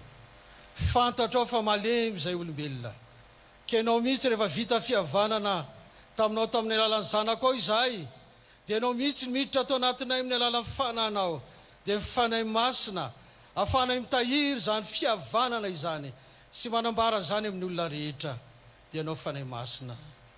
Eto indrindra Jesosy Kristy o no isaoranay ianao amin'izao fotoam-bavaka izao angatahana fitahiana amin'ny filohan'ny fiangonana Jesosy Kristy eto Madagasikara sy ny ankonany, angatahana fitahiana ny asa ny azakazaka masina izay ataonay anambaranay izany famonjena, anambaranay izany vaovao mafaly zany hiazakazaka izay Jesosy Kristy o hitory ny filazantsaranao amin'ny Madagasikara. Eny misaotra fanahy masinao fianao no atao anatinay mialolalana anay amin'izany. Nambaranao teo ary fa ny firenenay dia mila mpitondra feno fanahinao masina manaja amin'ny fahamarinana, mpitondra tena tia vahoaka, sy mpitondra ampanjaka ny tafika amely ny vahoaka fa mpitondra hikajaka ny toe-karena mba handrosoa ny vahoakanao. Ary indrindra Jesosy Kristy nangatanay aminao amin'izao vavaka izao araka nambara teo dia ho avy ny fifidianana filoham-pirenena manana anao Jesosy Kristy ho tompo sy Andriamanitra no tianay Jesosy hiasa eto Madagasikara, anampy anay kristianina, anambara amin'ny filazantsara fa tsy hanilika anay kristianina sanatry izany. Filoham-pirenena manana fanahinao masina ary tsy ho anazy ihany fa ho amin'ny vahoaka rehetra ny mpiara-miasa aminy anjaka ianao fanahy masina eto Madagasikara. Fa nitory-teny teo dia manambara fa raha tsy misy ny fahamarinana, raha tsy misy ny toe-karena, raha tsy ianao miasa dia ho farahidy ny foana amin'ny firenenay. Zany nangatany Jesosy ary zany nandraikitra kristianina anambara ny filazantsaranao na ny fiangonana Jesosy Kristy eto Madagasikara zany na ireo rahalahy sy anabavy rehetra kristianina eto amin'ny firenenay ninninona fiangonany ampanjaka anao Jesosy Tompo. Da io ary fitoriana filazantsara ireo mpitory filazantsara rehetra mba anjakanao Jesosy. Misy mandaly ado-tsatra izy reny naiza naiza ataovy mandresy amin'ny ady atrehan'i Jesosy Tompo. Tsy neto Madagasikara ihany fa nieran'izao tontolo izao. Tianainao Jesosy Kristy anjaka amin'izao tontolo izao e, mba nanan'izao tontolo izao fiadanana, mba tsy varojanaka ny malagasy Tompo, fianao fanahy masina ny asa aminay tsirairay avy. Mangataka aminao izay mpitondra ankehitriny, ianao nefa nanindry azy eo izay natongavany teo tsy fantatray. Fianao hitay azy mba anjala amin'ny fahamarinana tokoa. Fa raha tsy mety miaraka aminao kosa izy, tsy manao amin'ny fahamarinana araka nambarana teo, miangavy ianao izay Jesosy, anindry mpisolo azy, mpanomponao fiain'ny fahamarinanao, anjaka eto Madagasikara, ampanjaka anao Kristy, Kristy ho an'i Madagasikara ary Madagasikara ho an'i Kristy. Apetraka mpiatanao Tompo ny FJKM ray manontolo manomboka aty amin'ny fohy be any amin'ny synody apartany, any amin'ny fitandremana sy ny fiangonana, any amin'ny sampana sy ny sampana asa tsirairay avy any, ny asa tsirairay mba tena hiasa amin'ny alalan'ny fanahinao masina, fa tsy hijery izay tompontsoa manokana fa tompontsoa ny ondry izay entiny Jesosy tompo tsara indrindra. Ireo mpitandrina sy ny katekista délégué, ireo tompon'andraikitra maro samihafa manjaka Jesosy amin'ny alalan'ny FJKM sy amin'ny fiangonana kristianina rehetra. Tsy avelana hiala eto Madagasikara ianao, ninninona fikasana analanao eto Madagasikara, hiady amin'ny anaranao izay Jesosy, komandona izay Jesosy, ampio izay amin'ny alalan'ny fanahinao masina, dia fidio ny mpanomponao hitondra amin'ny firenenay.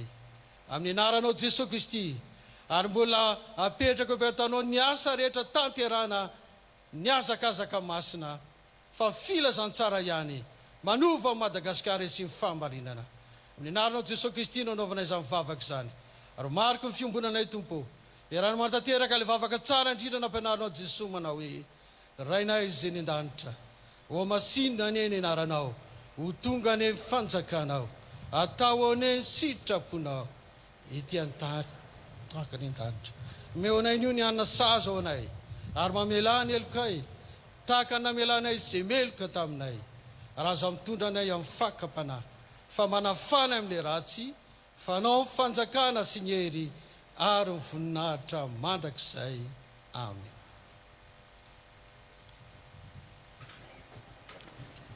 Tonga eo amin'ny fotoana izay nambarana ny asa vavolombelona isika riavana angatahantsika ny sekretera jeneraly ny fiangonana Culte Madagasikara mba hanolotra izany asa vavolombelona izany.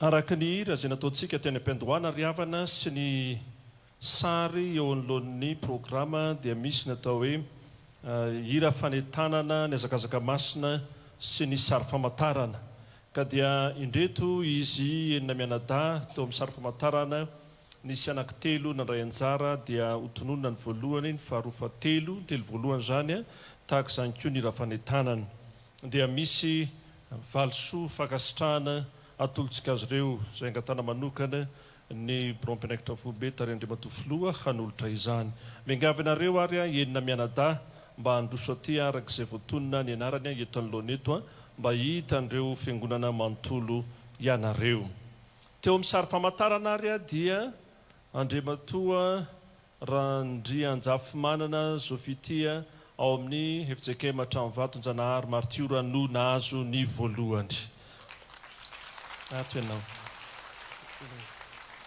Manaraka dia ny laharana faharoa nahazo ny laharana faharoa dia Razafy Manatsoa ny Androtiana nomena amin'ny FJKM Ambatomary Feizoro sodapartany laharana faharoa aloha makatonezana aloha makatsy mihitsy ndi am'izao zafady tompoko ary ny nahazo laharana fahatelo dia Ramavo Andriamanga Arsène FJKM Ambatomena. Ireo zany izy telo izay nahazo ny telo voalohany voalaza teo ny miandroso ianao akaikin'zareo arak'izay. Na amin'ny hira fanentanana indray dia milahatra rakina ianareo nahazo ny larina voalohany zany dia Andrianarilala Honoré FJKM Kanana Vaovao Ambomalaza Firaisana Tananarivo Atsinana zany. Ny larana faharoa dia Rakotoniaina Minsoa FJKM Tanjombato Martiora.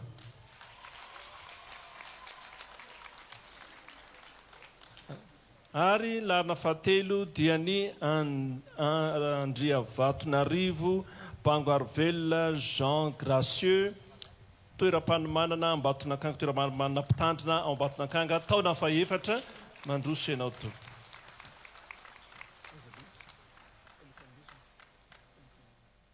Dia hanolotra izany ho tarian'Andriamatoa filohan'ny FJKM sady miraso anareo amin'izany atao hoe ari-pasoavana ao meny tompo anareo izany ndao ary avako dia ho dia atolotra avetrana.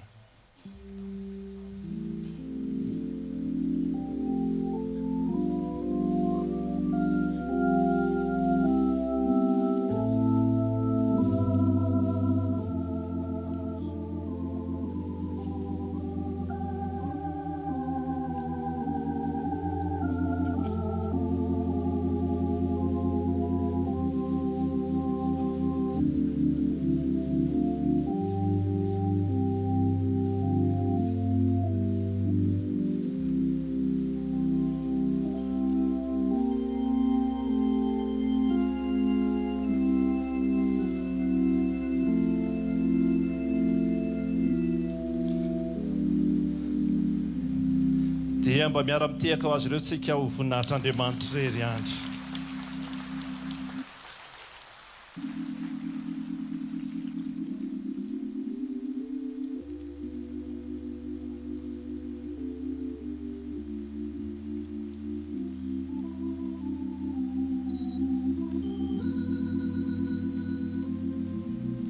dia mankasitraka tompoko koa n'Andriamanitra rery nivoninahitra mahasomontsy toerana ianareo. Ity fotoana izay atrehintsika ety moa dia fitondrana ambavaka ny filohan'ny FJKM ary fitondrana ambavaka ihany koa ny taom-mpiasana 7-20 isy olo tena antsika mianakavy ny filopanampy ao amin'ny borompendraikitra foibe Andriamatoa Razarasoa Timotya mba hitondra ny teny fiarabana man'Andriamatoa filohan'ny FJKM mianakavy.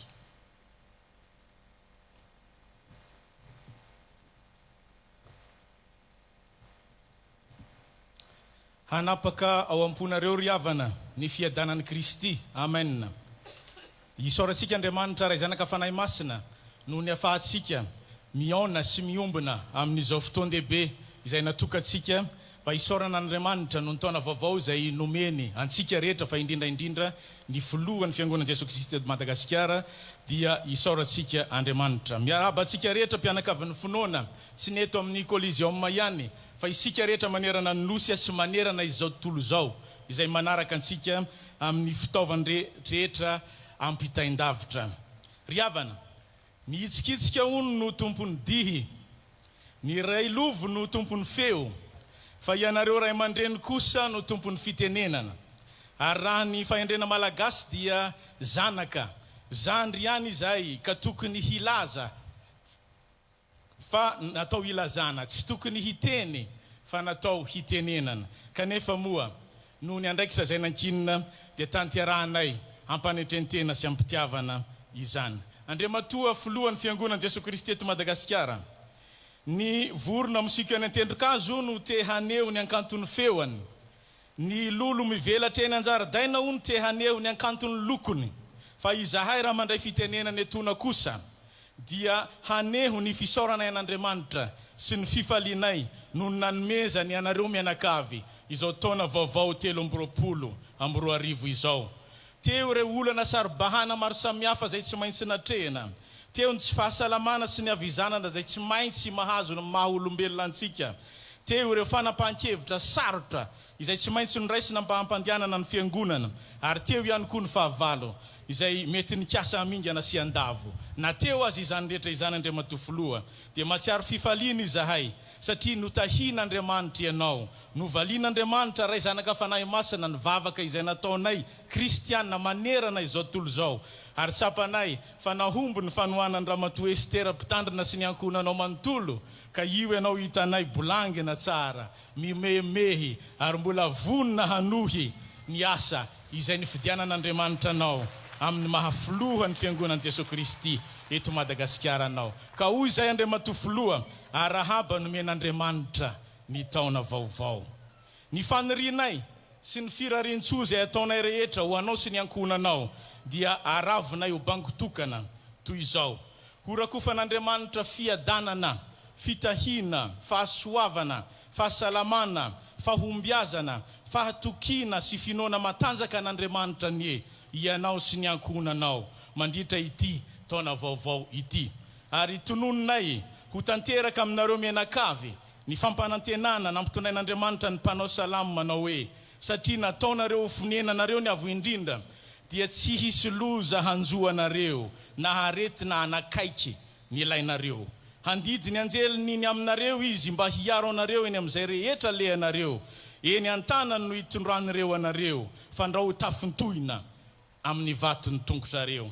Ny liona masika sy ny vipera ho diavinareo, ny liona tanora sy ny mena rana ho hitsahanareo, hiantso an'Andriamanitra ianareo dia hamaly anareo izy. Ho eo aminareo izy raha ory anareo, hamonjy sy hanome voninahitra anareo izy, ho vokisa ny fahela velona ianareo ary asehony aminareo ny famonjeny.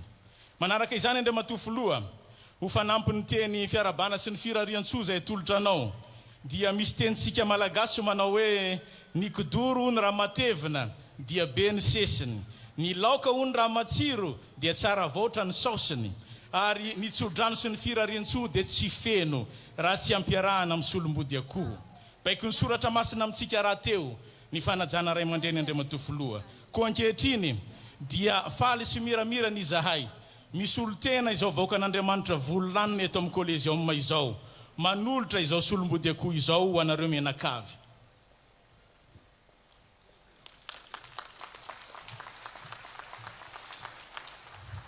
Mazo toeran'Andriamanitra filoha. Raha ny hafalinay sy ny hafanamponay dia mety tsy ho ampy izany fa mety ho kely. Fa le Andriamanitra tompony hafianonany hameno izany. Kely ihany tompoko fa atolotra am-pitiavana ka mba ho raiso izany fanomezana zay atolotra izany. Ankoatran'ny solombody akoho Andriamanitra filoha dia misy fanomezana amboaran-kira zay noforonina manokana ho anareo mianakavy amin'ity taona ity. Atolotra nareo izany aorian'ny vavaka izay tanterahantsika rehefa avy eo mba ho fiainonareo any amin'ny toerana rehetra izay alehanareo. Farany Andriamanitra filoha dia tokony homena ianao eto anatrehan'Andriamanitra sy ny fiangonana ny amin'ny fahavononanay rehetra tsy ankanavaka birao ny mpiandraikitra fohibe, mpiandraikitra fohibe, mpanatanteraka isan-tsokajany, hankatoa hatrany ny fitarihanao, vonony izahay, hanoana hatrany sy hiara-iasa aminao ankitsi-po mandritra ity taona vaovao ity, ka hiara-iazakazaka aminao izahay, hanao tongotra miara-maminja sy soroka miara-milanja, mba hanatanterantsika miaraka ny fanapahan-kevitry ny synode lehibe FTV-FJKM ary hanatrarantsika miaraka ilay vina iombonana dia ny famontosana filazantsara any Madagasikara, filazantsara manova ny tantara. Ho amintsika rehetra ny fiadanana riavana raon'Andriamanitra ny voninahitra. Amen. Izao dia mangataka sika rehetra hitsangana tompoko hivavaka isika. Handray anjara mivantana amin'ny vavaka isika rehetra, ka isaky ny miteny ny mpitarika ny vavaka manao hoe ry Andriamanitra ray zanaka fanahy masonao, dia mamaly isika fiangonana manao hoe arovy, ampaherezo, ary vokiso fiadanana ny mpanomponao. Rehefa miteny ny mpitarika ny vavaka hoe ry Andriamanitra ray zanaka fanahy masonao, dia mamaly isika fiangonana manontolo manao hoe arovy, ampaherezo, ary vokiso fiadanana ny mpanomponao. Hivavaka isika riavana. Tompo, misaotra fa nomenao taona vaovao hanohizany ny fanomponanao amin'ny mahafilohan'ny fiangonana Jesosy Kristy eto Madagasikara azy, ny mpitandrina irako Andriamasoa ami. Ry Andriamanitra ray zanaka fanahy masonao,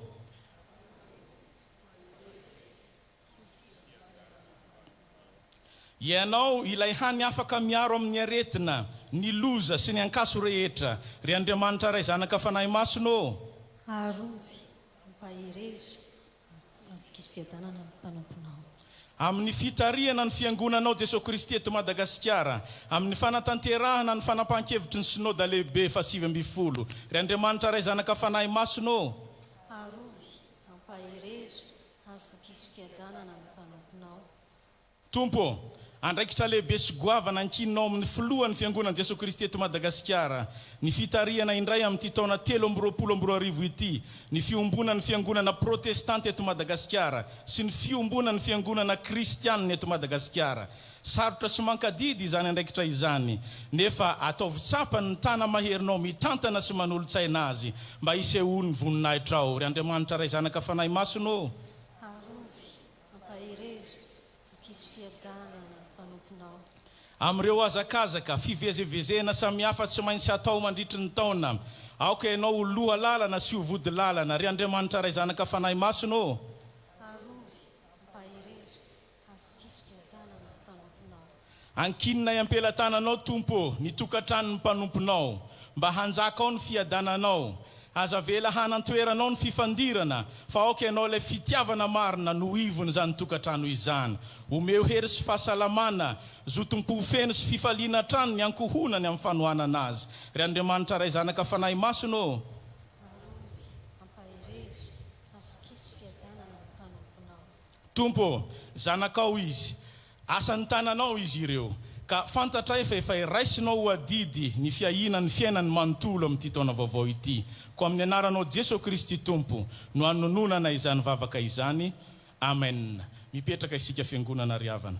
Hiraina avy hatrany izao ny hira zay atolotra ny filoha amin'ity taona vaovao ity.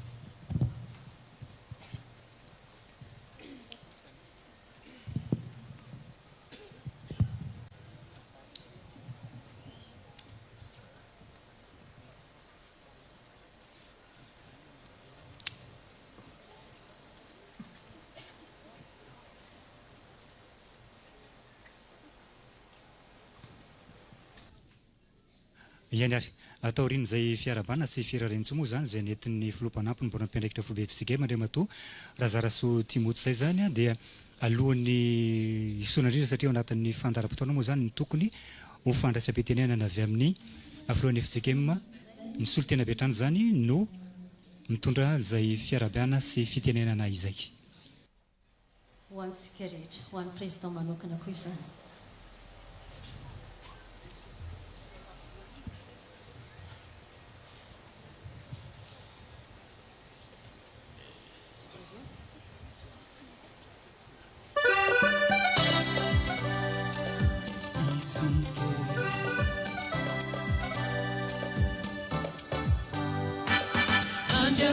Chavu isorana nanumeni yanju yangana tami fita tanani azika zanani tami leulasa tsika kuwe wasavi nifaswavani tsivo faricha na tunga tsiku finaricha tugulani uluna tena bununa Sikari fianguranga Nitsi tu Yarusita tanayanu Atutu sare wasesu Uwe faina mizutu pue Hanabe Yandire uji betebe Watsiara mizeboma Itunile vila samsara Nitsi tu Yarusita tanayanu Atutu sare wasesu Uwe faina mizutu pue Hanabe, Yamire uji betebe, Vatsiana mizebaba, Iturire vila samsara.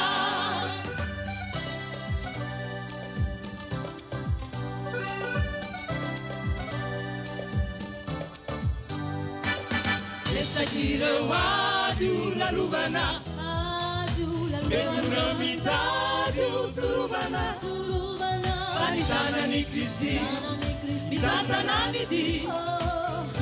Uwatsika anjusuruta fi Ifinuna tanu wapigana Yasahula malu wachamisa Kubutus filazanza Timata kasika Anuvani tantana Isitu Yarusi tantana yalu Arutu sare wasasu Uwe faina misutu puwe Anabe, Yandire uji betebe Vatsiala mizebaba Iturire vila zankara Nititu, Yarusi dantana yalu Atutu sare wasasu Uwe faina mizutu puwe Anabe, Yandire uji betebe Vatsiala mizebaba Iturire vila zankara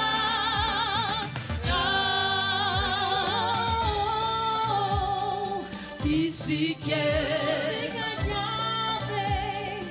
Uluna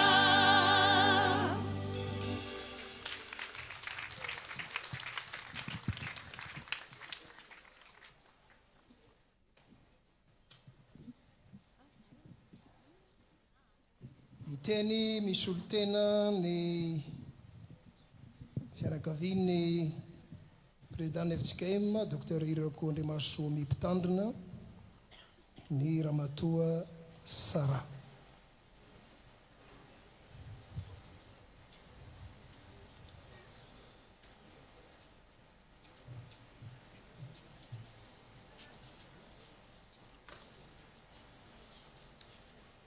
Mamejiny tafaona fa vaovao indray ny taona ny soa rehetra ny irariana aminao izay no tahina no fidiana mba handiha ity taona vao ity.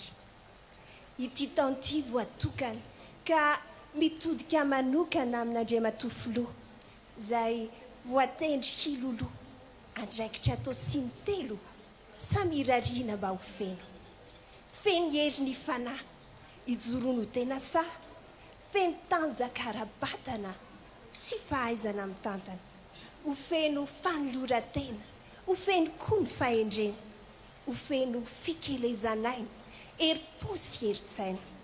Ka namafy aza ny miandry dia Jehovah no mpiandry, tsy anananjava mahahory sy mbola ahitana tory ahefan'izay adidy na omamy na mangidy ankinina amin'ilay mpahary mba ho ataony lavirary ary ho tanteraka amin'se lay toko mamy manao hoe izao tsy andao na hafo ianao ko maherezy indrindra ary dada malala fa soavan'ny tompo hoe tsy manany sahala ka na inona tao na aiza ale matona nendreny dia vitan'se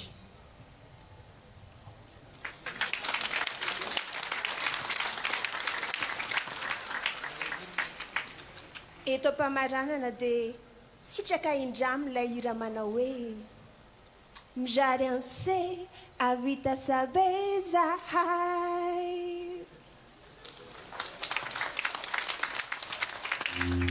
ho tanteraka tokoa ane izany ary ho vonahitr'Andriamanitra irery ihany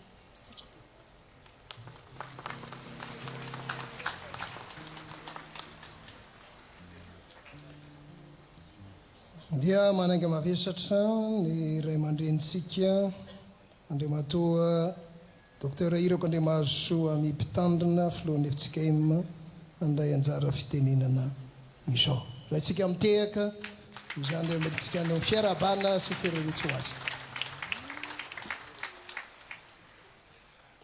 ho an'Andriamanitra irery mivoninahitra liavana malala ary Jesosy Kristy izay manaiky eto voantsika no itodiantsika voalohany indrindra misaotra sy manome voninahitra azy manaiky anatrika atsika eto ary misaotra sy manome voninahitra azy noho ny anomezany antsika izao fahasoavana lehibe ho afaka hanompo azy zao anomezany antsika izao tombontsoa lehibe zao afaka hivavaka ka hatoky ny valim-bavaka izay atao satria mahay manao mihoatra lavitra izay heveritsika sy angatahantsika izy araka ny hery izay miaso anatintsika ho azy irery ny voninahitra amen ny faharoa avana malala dia fiarabana miarabantsika rehetra ary misaotra indrindra ny rahalahiko ny sekretera jeneraly ny FJKM ny tanisa tamin'ny sokajy ny afo isika menakavy izay vorolanina eto miarabantsika noho ny amin'ny krismasy 2024 zava-dehibe ry avana malala zany krismasy zany atserovantsika indray fa amintsika Andriamanitra amintsika izy Emmanuel ka sy avelan'Andriamanitra ho irery eto amin'izao tontolo izao isika fa manaiky hiaraka amintsika izy eo amin'ny toerana misy antsika eo amin'ny andraikitra santsika avy eo amin'ny fifaliana hiarantsika mizara aminy eo amin'ny fahoriana iombonany amintsika koa miarabantsika ry havana malala no zany krismasy 2024 zany ary miarabantsika amin'izao taona 3 ampidiran'ny tompo atsika izao dia misaotra indrindra ry havana malala misaotra antsika rehetra izay hoe tsy ho afaka avahana tahaka ny ketsa mihitsy na hosoritana tahaka ny volo araka ny tenin'ireo mpikabary misaotra antsika rehetra ry havana malala noho ny fahatongavana sy ny fanotronana tsy ny adidinareo akory ny kely tsy ny fotoananareo ny malalaka fa ny fitiavanareo ny betsaka dia tonga ianareo misaotra tompoko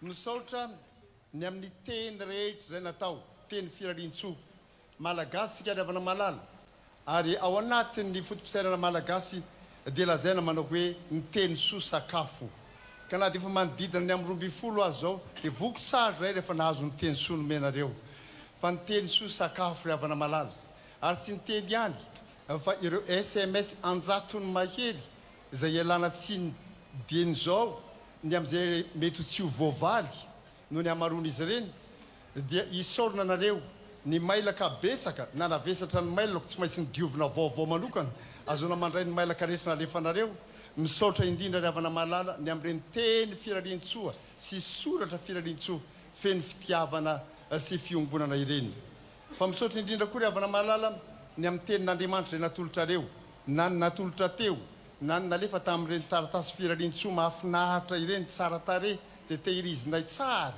ao na ny nalefa tamin'ny mailaka sy ny telefônina samihafa ireny tenin'Andriamanitra ireny mitoetra mandrakariva ho aina ho anay izay mahazo azy ho fahasalamana ho an'ny nofina rehetra dia misaotra indrindra ry havana malala ny amin'izany tenin'Andriamanitra any fa misaotra indrindra koa ny amin'ny vavaka izay ataonareo na izay nataonareo teo na izay ataonareo mandrakariva nambara tao amin'ilay vavaka sy ny teny teo moa fa ity taona ity zany dia taona somary mavesatra noho ny taona lasa eo amin'ny fiainan'ny filohan'ny FJKM fa ao anatin'ny fifandimbiasana ndraikitra dia nitanterahana tamin'ny alahady teo ny fandraisana ny raikitra amin'ny mahafoloan'ny fiangonana protestante eto Madagasikara iarahan'ny fiangonana loterana sy ny fiangonana FJKM miasa fifandimbiasana mandeha ho azy isa-taona moa io tamin'ny herintaona zany dia ny filoha docteur Rakotsizavo-Denis zay filohan'ny fiangonana loterana malagasy no filohan'ny FFPM dia amin'ity zany anjaran'ny FJKM mandray amin'ny herintaona zany anjaran'ny FLM mandray amin'ny taona 5 zany anjaran'ny FJKM mandray fifandimbiasana tsotro io le havana malala fa dia isaorana azy ny didiny vita tamin'ny herintaona ary raisina fankasitrahana ho toy ny iraka mpanaovan'Andriamanitra ny fitondrana indray ny fiangonana fiombonana fiangonana protestante eto Madagasikara amin'ity taona ity fa amin'ny alahady 2020 nyity janoary ty koa no ataony fifamindrana ndraikitra ndray eo amin'ny fitariana ny FFKM na ny fiombonana ny fiangonana kristiana eto Madagasikara tamin'ny taona 2020 iny moa dia ny ray aman-dreny monseigneur Renard Samuel John zay filohan'ny fiangonana anglikana eto Madagasikara EM Ecclesia Episcopale Malagasy no filohan'ny FFKM fa ao anatin'ny fifandimbiasana ndraikitra eo amina 4 amin'ny rahalahy koa dia anjaran'ny FJKM mandray ny nitorany FFKM dia raisitsika FJKM ny fitondranany FFKM amin'ity taona ity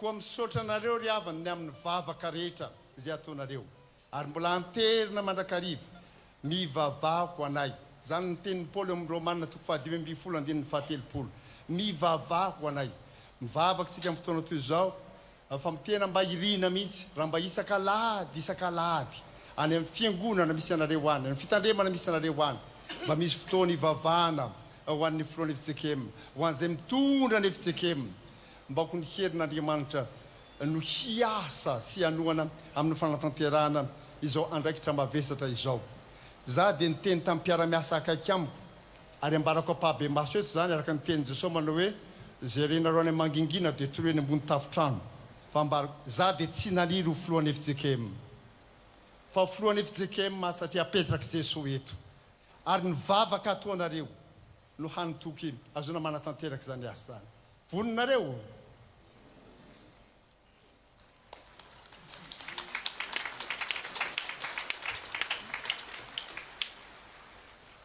mamela ampatsiaro tantara mampime zao nisy zany ray aman-dreny antsoina hoe Daniel Albert zany teto amin'ny firenena zay moa zany olona teo ambany sokany mpitandrina tao ambavady mitafo izy ary mpitandrina akademisianina efa brofo be ny FJKM tamin'ny fotoanandro namangy fiangonana izy indray mandeha dia hoy izy hoe ento ambavaka président pasteur Ramambasoa Joseph ny filohan'ny FJKM tamin'izany fotoana zany vita amin'ny fotoana niazakazaka nanenjika azy ny diakône anankiray azafady pasteur marary nga président hoe pasteur Albert manao hoe teny valiko manao hoe andrasanareo arary voentona ambavaka sotranareo le havana matsiaro anay ambavaka mandrakariva fa tsy andry anay marary voentina ambavaka fa misaotra indrindra ry havana malala ny amin'ny fanomezana zay nataonareo tsy zavatra kely akory zany fomba fitenitsika foana moa zany dia kely moa zany fa dia ny foman'olotra no mameno azy voavy namangy ny synodam-paritany Antananarivo Atsinanana maly hoe ny président synodal zay eto izy ity moa zany dia manolotra an'ity zay président fa dia kely any izy ity fa dia FMG ny ao anatiny FMG ny foman'olotra ny goavana saotra tahin'Andriamanitra fa goavana mandrakariva zay atolotra amin'ny fitiavana ry havana malala Jesosy dia naniraka anay manao hoe andehanareo zay mandray anareo dia mandray ahy ary manomena dia raha mangatsika raha mikopy aza dia maninona tsy ho very amin'ny valim-pitiny ireo zay namangy tany an-trano moa zany isy afaka nanana zany tombontsoa zany tsy afaka mandray anareo rehetra moa zay dia nitantaraiky mona misaotra ry havanao any amin'ny fanomezana ataonareo raha zay ty kely fa tsy kely hoa fa Jesosy milaza manao na raha mangatsika raha mikopy aza tsy ho very amin'ny valim-pitiny dia Jesosy nge zany namaly fitianareo e nareo isam-batan'olona nareo isam-pitandrema nareo isaka ny synodam-paritany nanolotra ianareo ry havana malala Jesosy nge no amaly fitianareo e za zany misy fotoana mandeha tongotra kely miala faravoatra eo mamonjy bloko na dia be ten'ireo brofube reo aza manao hoe moramora amin'ny président fa ny sécurité anao manahiranay mandeha tongotra eny aho nahita mpivarotra FJKM anankiray kristiany FJKM mivarotra hividy taratasy aho le ny raha metina taratasy reny lano ny taratasy ko amin'ny imprimante fa mandalo eto dia hividy aho de mone za tsy vatra président izy ahoana wa za ivita fa mila tata ataoko fanomezana ho anao fotsiny io ty ho any vola fa za efa ny manany vidy za tsy hanome fa fanomezana de zao ny teny mana tsy fantatra manzy président fa isaky ny manome anao a mandeha be ny tsena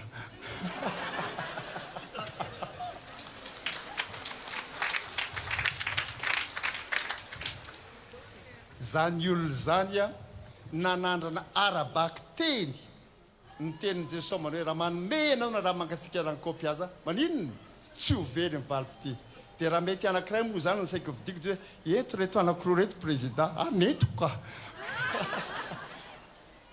sotra n'Andriamanitra ry havana amaly fitianareo Jesosy ny am'izay rehetra natolotrareo tamin'ny fitiavana ary efa milazany zany fanomezany zany zao fotoana lehibe tanterahantsika zao ry havana nisy olona maro samihafa nanolotra tamin'ny endriny maro samihafa tsy ho tany saiko eto fa maro ianareo tena nanolotra misy tamin'ny fahalalantanana tamin'ny fitiavana mahagaga Andriamanitra ry havana malalo namaly fitianareo fa zavatra lehibe zany ary Jesosy tena nanome toky fa tsy ho very ny valim-pitianareo izy no amaly ry havana malalo fa ity taona ity ry havana malalo ity fotoana ity ry havana de fotoana natao tsy trotrona ambavaka na mianakavy ihany fa indrindra aoko fametrany eo ambanin'ny fahasoavan'Andriamanitra ity taom-mpiasana ity iresaka asa zany zao ity taona ity zany ry havana malalo ao anatin'ny fiainany FJKM manontolo de ho taona tsy lovon'ilay mofinaina ny raisintsika tamin'ny 2 janoary ny Genesis toko faharoa andinina faefatra treo amin'ny andininy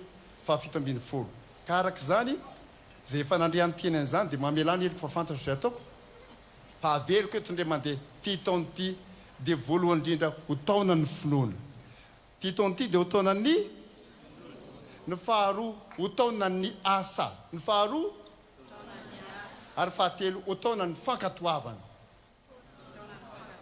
voalohany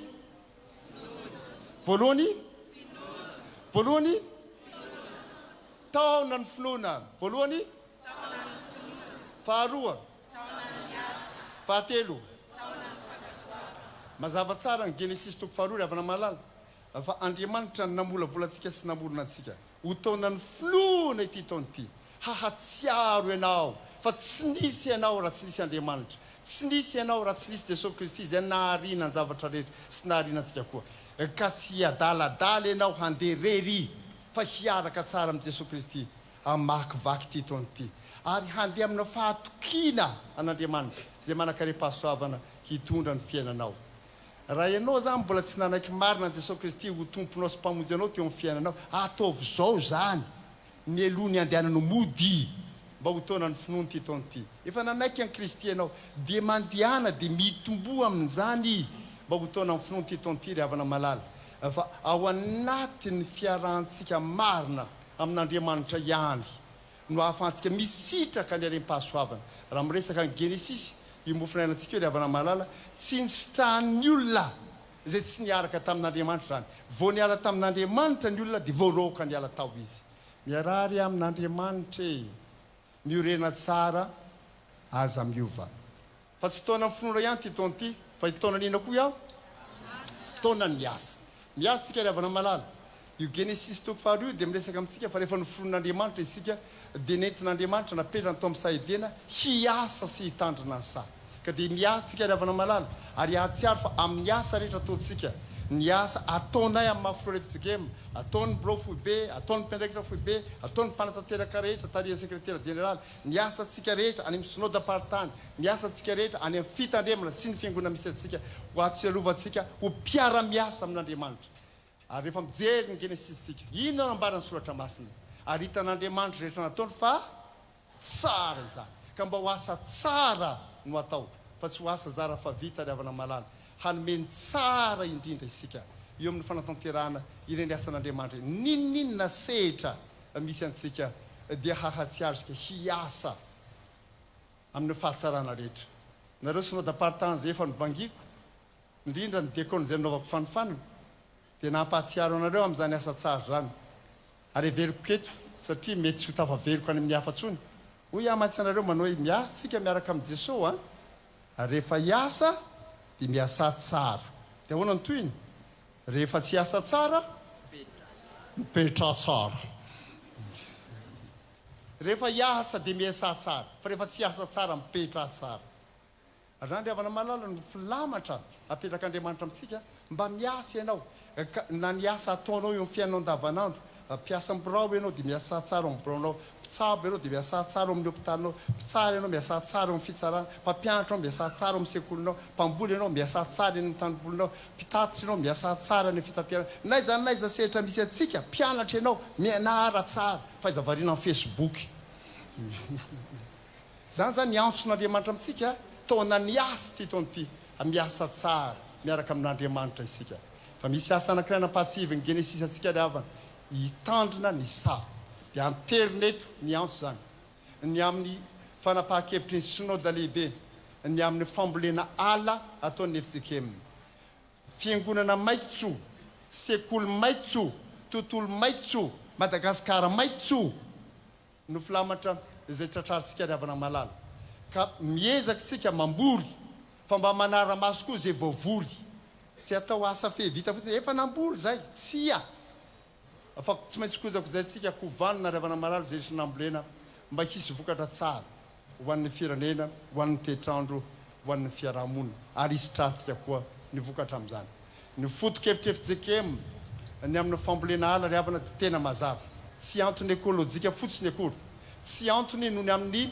toetrandro sy ny tontolo iainana fotsiny fa izao satria andriamanitra namorona izao tontolo izao andriamanitra raintsika nosombatsika olombelona palotsy zany tontolo tsara zany dia isika zanak'andriamanitra no miara-miasa amin'andriamanitra mamerina amin'ny fahatsarana io tontolo tsara no filon'andriamanitsika io fiaraha-miasa amin'andriamanitra fijoroana ho vavolombelona fitoriana ny filazantsara ny fanaovana izany fambolena ala zany riavana dia anteriny zany ka ny ala ambolena fa mba farano amin'izay koa ty resaka doro-tanety feno adalàna eto amin'ny firenena ity mba tsisy kristianina FJKM mamandoro-tanety na ray ninninna antony fa tsy hoe ny ala ambolena ny doro-tanety atao dia sady mamboly ianao no manongotra ka tsy zany riavana malala no ahafahantsika mandroso amin'ny fiaraha-miasa amin'andriamanitra dia manomboly avana manomboy eo amin'ny tokotaninareo zany mba manomboy eo tokotanao mba mamboly ianao nambara teo manao hoe inona voninkazo tsy dia mandany rano be loatra fa misy foana ny azo ambolena ka reny le ohatrany tsilotsilo reny zany ohatrany vao zany reny tsy dia mila rano be loatra reny matanty maintany tsara dia mba mambolé re fa reto voninkazo reto nge zao tsy nisy teto raha tsisy olansainy dia mody ianao zany zao mba misaina manao hoe inona no endrika iarahako miasa amin'andriamanitra eto an-jaridainanay eto tokotaninay eto an-davaranganay fa manomboka ato amin'ny saina riavana izany fiaraha-miasa amin'andriamanitra zany ireo voninkazo ireo tsy nisy raha tsy olansaina manao hoe andeha ato asiana rozy ohatran'izao dia asiana ohatran'izao dia asiana an'izao eto zany hoe ato an-tsaina no manomboka vao miseho izy raha misy rozy eo tokotaninao nisy olansaina rozy taovana izy teo raha bozaka zany ny eo tokotaninao inona ny ato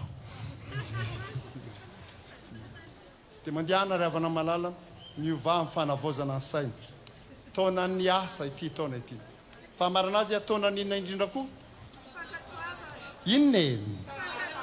inona ho ahy fakatoavana ny perikôpantsika tamin'ny 2 janoary dia nilaza amin'ny ary Jehovah Andriamanitra nandidy ka izy dia mandidy kanefa manaja ny safidy fa ambarany tsara manao hoe raha ankatoanareo velonareo fa amin'ny fotoana inananao ny voany ho azo nandrarana io anina ho izy ho fato tokoa ianao ao anatin'ny fakatoavan'andriamanitra ihany no misy ny fiainana rehefa tsy akatoavana n'andriamanitra dia fahafatesana no hitariavana malala dia misafidy tsara tsika mianakavy andeha amin'ny fakatoavan'andriamanitra ve ka ho velona sasanatria tsy andeha amin'ny fakatoavana azy ka ho faty safidy omen'andriamanitra atsika zany riavana malala misy rahalahako zay ny asa tany Frantsa mpitandrina ary veneto Madagasikara izy miasa zao ny nambarany tamiko tena ohatra mpirahalapiretam-po moa zay zany zary seho izy izy nampianatra ny fiangonana ary ny olona avy any amin'izany fiangonana zany zao mahatsiaro ny tenin'ny pasterany nampianatra azy manao hoe zao izy moa avy amin'ny Frantsa zany dia zazatra miteny frantsay un gramme d'obéissance vaut mieux qu'une tonne de connaissance un gramme d'obéissance vaut mieux qu'une tonne de connaissance ny fakatoavana ray grama dia sarobidy lavitra noho ny fahalalana ray taonina tsy ny zavatra fantatsika ny amin'Andriamanitra sy ny sitrapon'Andriamanitra sy ny soratra masina izay mety ho aman-taona ravana malala ny zavatra lehibe voalohany fa fanahy ny fankatoavana andehanantsika araka izany sitrapon'Andriamanitra fantatsika izany dia atobak'Andriamanitra amintsika ny fitahiana dia mandehana ravana malala andeha amin'izany fanahy ny fankatoavana izany hoy ny kristianina tampoko manao hoe araka ny teny nataon'ny mpitarika teo ny mpitana rakotobera jomanjato da Yesoa zay mivavaka amin'ilay vavaka isaky ny amin'ny valo alina fa mbiaizy zao iny vavaka iny mba manahoana le izy dia ho resako aminao ry havana ny Saturne amin'ny vavaka iny ao anatin'ny vavaka iny ry havana dia ny vavaka tsika ohatra ny amin'noko hoe mivavaka zay ry tompo mba hisy ny herinandro amin'ny fianakaviana efa mivoaka zany zao ny boky amin'ny herinandro amin'ny fianakaviana amin'ny volana febroary io dia vidio zany boky zany ry havana malala dia mba hanentana antsika zay ka ny tokantrano tsirairay avy ny fanambadiana tsirairay avy atao anatin'ny fiangonana mba hisitraka ny fanavaozan'i Kristy indray amin'izao herinandro amin'ny fianakaviana izao aleofantsika samyntsika ihany no eto izay mpitarika daholo ihany ny atefy nareo rehetra tsisy mahitanitanay izavy nareo zany rehefa nanana herinandro amin'ny fianakaviana tamin'ny taona teo atsangany hoe tanareo tany amin'ny fiangonana isanareo atsangany hoe maromaro ihany le tsy manangana andana teneno amin'izay mipastera andaotsika anao herinandro amin'ny fianakaviana hoe ny boky efa misy anjaranareo no mandamina amin'izay verinareo mety ravana malala raha tsy ny fianakaviana no avaozitsika sy arovantsika za milaza aminareo fa potika ny fiangonana sy ny fiarahamonina dia ndana miveryntsika raha anatin'ny tokantranonao mpivady miady lava ray aman-dreny tsy manatra zanaka dada mamy lava vehivavy mandeha mitady ho lafa ny vela ny rafozina sy vinanto miady ohatrany saka sy zay inona amin'ny fiarahamonina vanina amin'izany inona amin'ny fiangonana vanina amin'izany andao ry havana malala andao ekena hiditra anatin'ny tokantranontsika ny fahazavanana ny filazantsara aray no antony herinandro amin'ny fianakaviana io zay anterneto amin'ny volana febroary akaiky io zany raisiko ny Saturne mivavaka zany tsika manao hoe andao ento ambavaka mba hitsangana sy hiasa ato anatin'ny FJKM ny antsoina hoe sampandrarana fampamokarana amin'izao fotoana zao zany raha eny ampirantaninareo le takitra kely iny tsy mivavaka tsony nareo hoe engany ka hitsangana fa efa nitsangana io sampandrarana fampamokarana io ary efa miasa io sampandrarana fampamokarana io ny synode lehibe dia nametraka amintsika fa tsy maintsy manao fikarohana ny FJKM hananina loharam-bola maharitra nanatanteraka zany ny mpiandraikitra foibe sy ny blon mpiandraikitra foibe niaraka tamin'ny mpanatanteraka ka notarian'Andriamanitra hita lalana fa anisan'izay fijoroana ho vavolombelona fanatanterahana ny fanapahan-kevitry ny synode lehibe anisan'ny fomba hijorotsika ho vavolombelona hampantrona ny firenena sy ny fiarahamonina anisan'ny fomba anohanantsika ny asan'Andriamanitra napetrina amin'ny FJKM ny fitrandrahantsika ny rano araka ny toriteny teo dia faly aho mitondra fanomezana taom-baovao anareo namokatra rano ny FJKM aina no anarana ty izy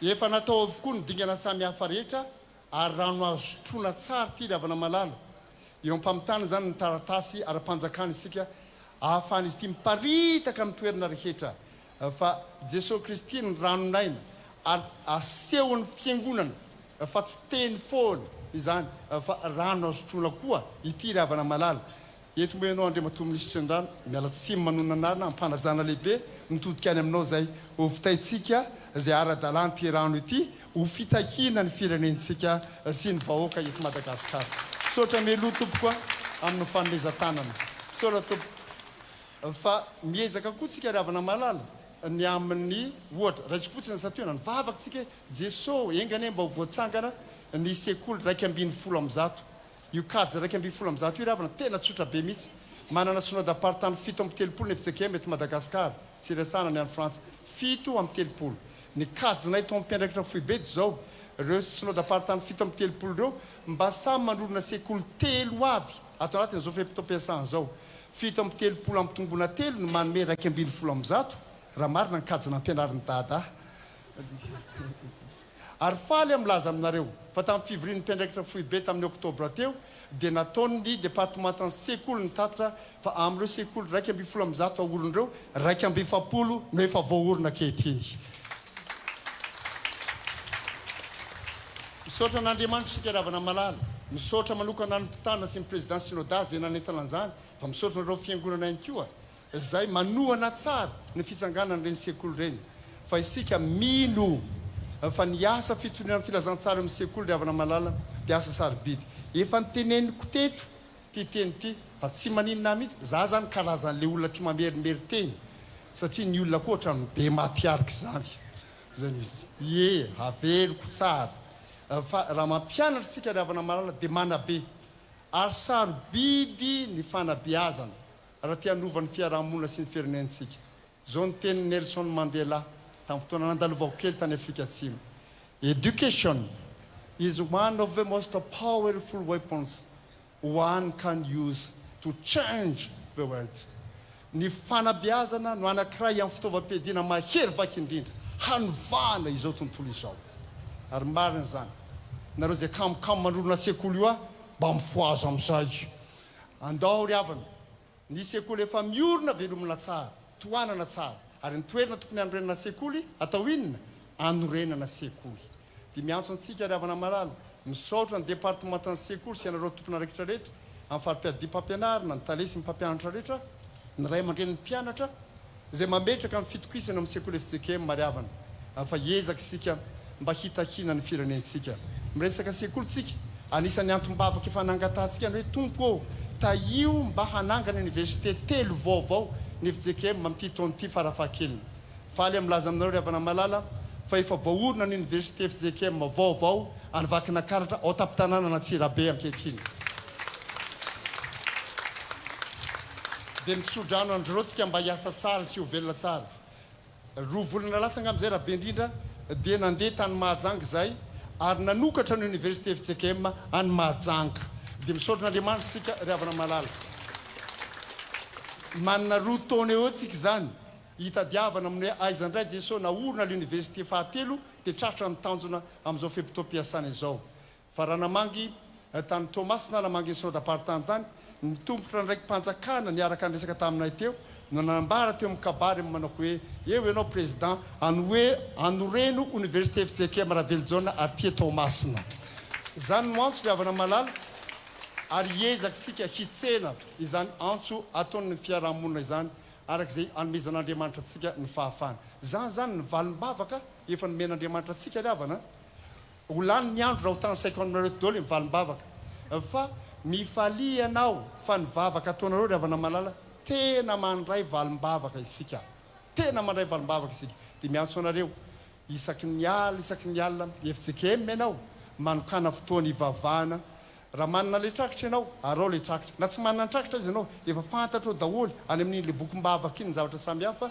dia mivavaha ianao tsy amin'le anjara vavaka ihany fa isan'ala amin'ny zavatra rehetra tokony entina amin'ny bavaka eto ampamarana ry havana malala dia tsy hitako na afenina ny fisiny ny fotoana sarotra lalovantsika eto anivon'ny firenena ary miditra tsikirikindray amin'ilay fotoana efa anatin'ny maitsoatra azitsika izao izay eo ambro mpiandraikitra fibe ry havana dia te hiantso amintsika mety misy anton-javatra samihafa tsy maintsy anaovantsika asa sosialy any mpina ny mila vonjy koa rehefa miravo sika dia izy dia ny akaiky nyreny lalina rehetra ivoanareo reny izay azonao omena hamonjena ny mpiarabelona amintsika mpiray tandrazana amintsika mila vonjy dia arotsay amin'ny fifalianao ry havana fanomezana maimaimpona ho an'ny mpiray tandrazana mila vonjy tahaka an'izay nanaovan'ny sekretera général tatitra tamintsika teto tamin'ny heritaona no atao ry havana malala dia atolory fa tsy afaka mandeha mianavaratra ianao mety tsy afaka mandeha mianatsimy ianao mety tsy afaka mandeha miatsinana ianao tsy afaka mandeha miakandrefana ianao fa afaka manolotra ianao dia manolora ry havana malala mba hanapitsika ny mpiarabelona mpiray tandrazana amintsika izay mila vonjy zay avy ry havana malala no antso zay tiana atao eto ampiandohany zao taona zao amin'ity taom-mpiasana ity averina kely ary ho taona ninona hoe ty taona ity voalohany taona amin'ny finoana dia miorena tsara amin'ny finoana eny aza miova ina amin'ny faharoa taona ny asa dia miasa tsara ho a mba hajanony amin'izay ho asa zara fa vita io nareo moa tsisy manao an'izany fa mifahatelo taona ninona taona fa zay sitrapon'Andriamanitra fantatro dia akatoavy dia ho hitanao ny fitahian'Andriamanitra hitobaka eo amin'ny fiainanao satria fotoana angataham-pitahiana ho an'ny taom-piasana ity dia manasa anareo ary hitsangana hiombon'izao vavaka ny taom-mpiasana izao vavaka fohina ataontsika ry havana malala manasa ampanajana sy ampitiavana anareo aho hamerina izao tombavaka izao isaky ny miato aho Jesosy ianao no tompo sy mpamonjy anay taio ty taom-mpiasana ity hamirapirata ny voninahitra ao mihoatra noho ny tamin'ny lasa ary raiso ny fanororantenanay ho mpiara-miasa mahatoky aminao dia misaotra Jesosy ny amin'ny valim-bavaka efa azo sy ny valim-bavaka raisinay sahady ary ho anao irery ny voninahitra amin'ny anaranao Jesosy amen ahatra hitsangantsika hamarana amin'ny fotoana ry havana anolotra ny tsodrano atsika aorian'ny hira ny mpitandrina andriamampianina zaka hary masy izay nitondra ny ten'andriamanitra teo filopanampy eo amin'ny rompe ndraikitra foibe andriamanitra fitiavana ianao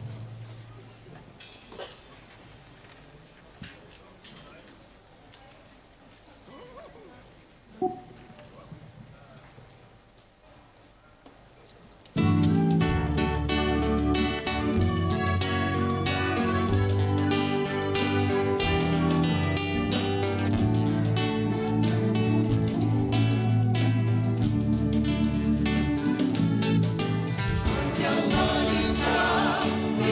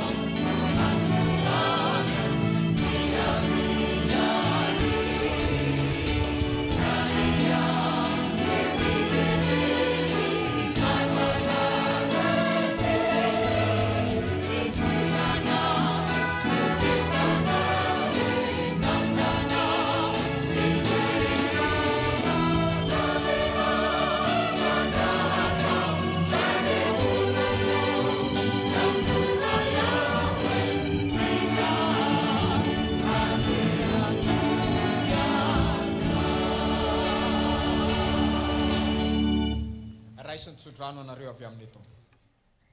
Mitay anao ne Jehova ka hiaro anao. Ampamirapiratra ny tavany aminao ne Jehova ka hamindra fo aminao. Anandratra ny tavany aminao ne Jehova ka hanome anao fiadanana. Amen.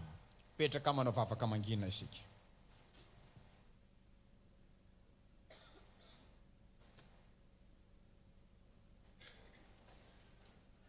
Ho an'Andriamanitra rerian'ny voninahitra amin'ny anaran'ny Ray sy ny Zanaka ary fany masina. Amen. Dia manaraka ny fandaminana izay voalaza atao amin'ny filazan-drarantsika riavana ny amin'ny fivoahana. Janoary tompoko lasy tompoko vavy ny farana moa zany ny fampivavahana lehibe izay tanterahana tety amin'ny Coliseum tety Antsonjombe tety momba indrindra ny fanokafana ny taom-mpiasana 2024 sy ny fitroana ambavaka ny filohan'ny FJKM mianakavy dia ny docteur 𝙁𝙤𝙑𝙁𝙤 mpitandrina izany. Raha tsy ivona aminao vetivety ny fampivavahana tety amin'ny toerana dia nanomboka tamin'ny 6 ora sasany maraina moa zany. Tamin'ny 7 ora kosa moa zany nisy ny asa fampahirezana tety amin'ny toerana izay nitarihiny teo anivony sampana fivoazana sy ny sampana vokovokimanga FJKM. Ataorin'izay ny fampivavahana dia notarihan'Andriamatora Kotobe Rajomanjato Dodery mpitandrina izay mpanolotsainy ny borao ny mpiandraikitra FTV FJKM raha toka ny borao ny mpiandraikitra FTV FJKM Filopanampy Andriamatora Mpahary Zakary Masikosa no nitondra ny apatr'Andriamanitra tamin'ity androany ity. Raha horesahana ny momba ny 10 minitra ny sekolalady dia ny mpitandrina raha Zakary Vony Charlot Patricien izay toniany sampana sekolalady FTV FJKM moa no nitondra ny fotoana ho an'ny ankizy sy ny tanora ihany koa. Ateo amin'ny soratra masina dia Ramatoa Randrianja Voangy izay pitahiry vola ny borao ny mpiandraikitra FTV FJKM no nitondra ny vavaka. Namaky ny soratra masina sy testameta taloha kosa ny mpitandrina Robson Radolalaina Joary izay toniany departemanta ny fiangonana. Namaky ny Matio Ramatoa Kotondrana Vidomona izay toniany departemanta ny sekoly FJKM ary namaky ny Apokalipsy kosa Ramatoa Andrinirina Velso izay toniany departemanta ny mpiasa sy ny vola ary ny fanahana sy ny fampamokarana eto anivon'ny foibe FJKM. Taorin'ny toroteny moa raha ny vabaka setrin'ny ten'Andriamanitra dia Andriamatora Andriamamonso Georges Henry izay mpanolotsainy borao ny mpiandraikitra FTV FJKM nitondra izay ranom-babaka izay ary nitondra ny fiarabana kosa sy ny firarian-tsoa ho an'ny filohan'ny FJKM mianakavy dia ny filopanampy ny borao ny mpiandraikitra FTV FJKM Andriamato Razarasoa Timothy ihany koa. Ateo mpamarana moa zany raha tsy ivona ihany dia ny filohan'ny FJKM no nitondra ny mpitenehana farany ary ny nitondra ny apatr'Andriamanitra ny mpitandrina Andria mampianana zaka kosa no nitondra ny tsodrano farany teo. Raha tsy ivona dia hipoka tanteraka ny tety amin'ny Coliseum tety Antsonjombe tamin'ity androany ity tompoko lasy tompoko vavy tao anatin'izay fampivavahana lehibe izay tao anatin'ny azo lazaina hoe tony tanteraka ihany koa zany raha ny toetrandro satria dia tsy nisy ny orana tsy nisy ihany koa ny anandro na dia efa malina avokoa zareo mpino kristianina maro samihafa izay fanasaina ny omana tamin'izany ohatra na ny elo na ny rano na ny satroka ihany koa. Araky ny tsivona moa zany dia nivantana teto amin'ny onjam-peo sy ny Culte TV ary ny Culte FM ny fampivavahana tety amin'ny Coliseum tety Antsonjombe zany akoatra hay manjera hafa izay napita mivantana zany fampivavahana zany tamin'ity androany ity anisan'izany ihany koa moa zany ny radio fahazavana. Eto zany dia mitoraka voninkazo manokana ary dia misaotra manokana ny groupe ny Culte TV sy ny Culte FM manerana ny Madagasikara zany ireo délégation marobe izay nitarihiny Madame Rojo tety amin'ny Coliseum tety Antsonjombe amin'ny ankapobeny. Totosa somatsara izay fampivavahana izay tapitra amin'ny fotoana tety toerana tsy ivona ihany fa dia nakasitraka tanteraka ny tena koa Jaona Raoly moa zany no niarana natotosa ihany koa tamin'ny fampitana sy ny fitantarana mivantana tety amin'ny onjam-peo tamin'ity ataondro ity zay no zapitaina makasitraka antsika rehetra mametraka mandrapitafa mandrapiresaka averina amin'ny orana antenina tompoko lasy tompoko vavy.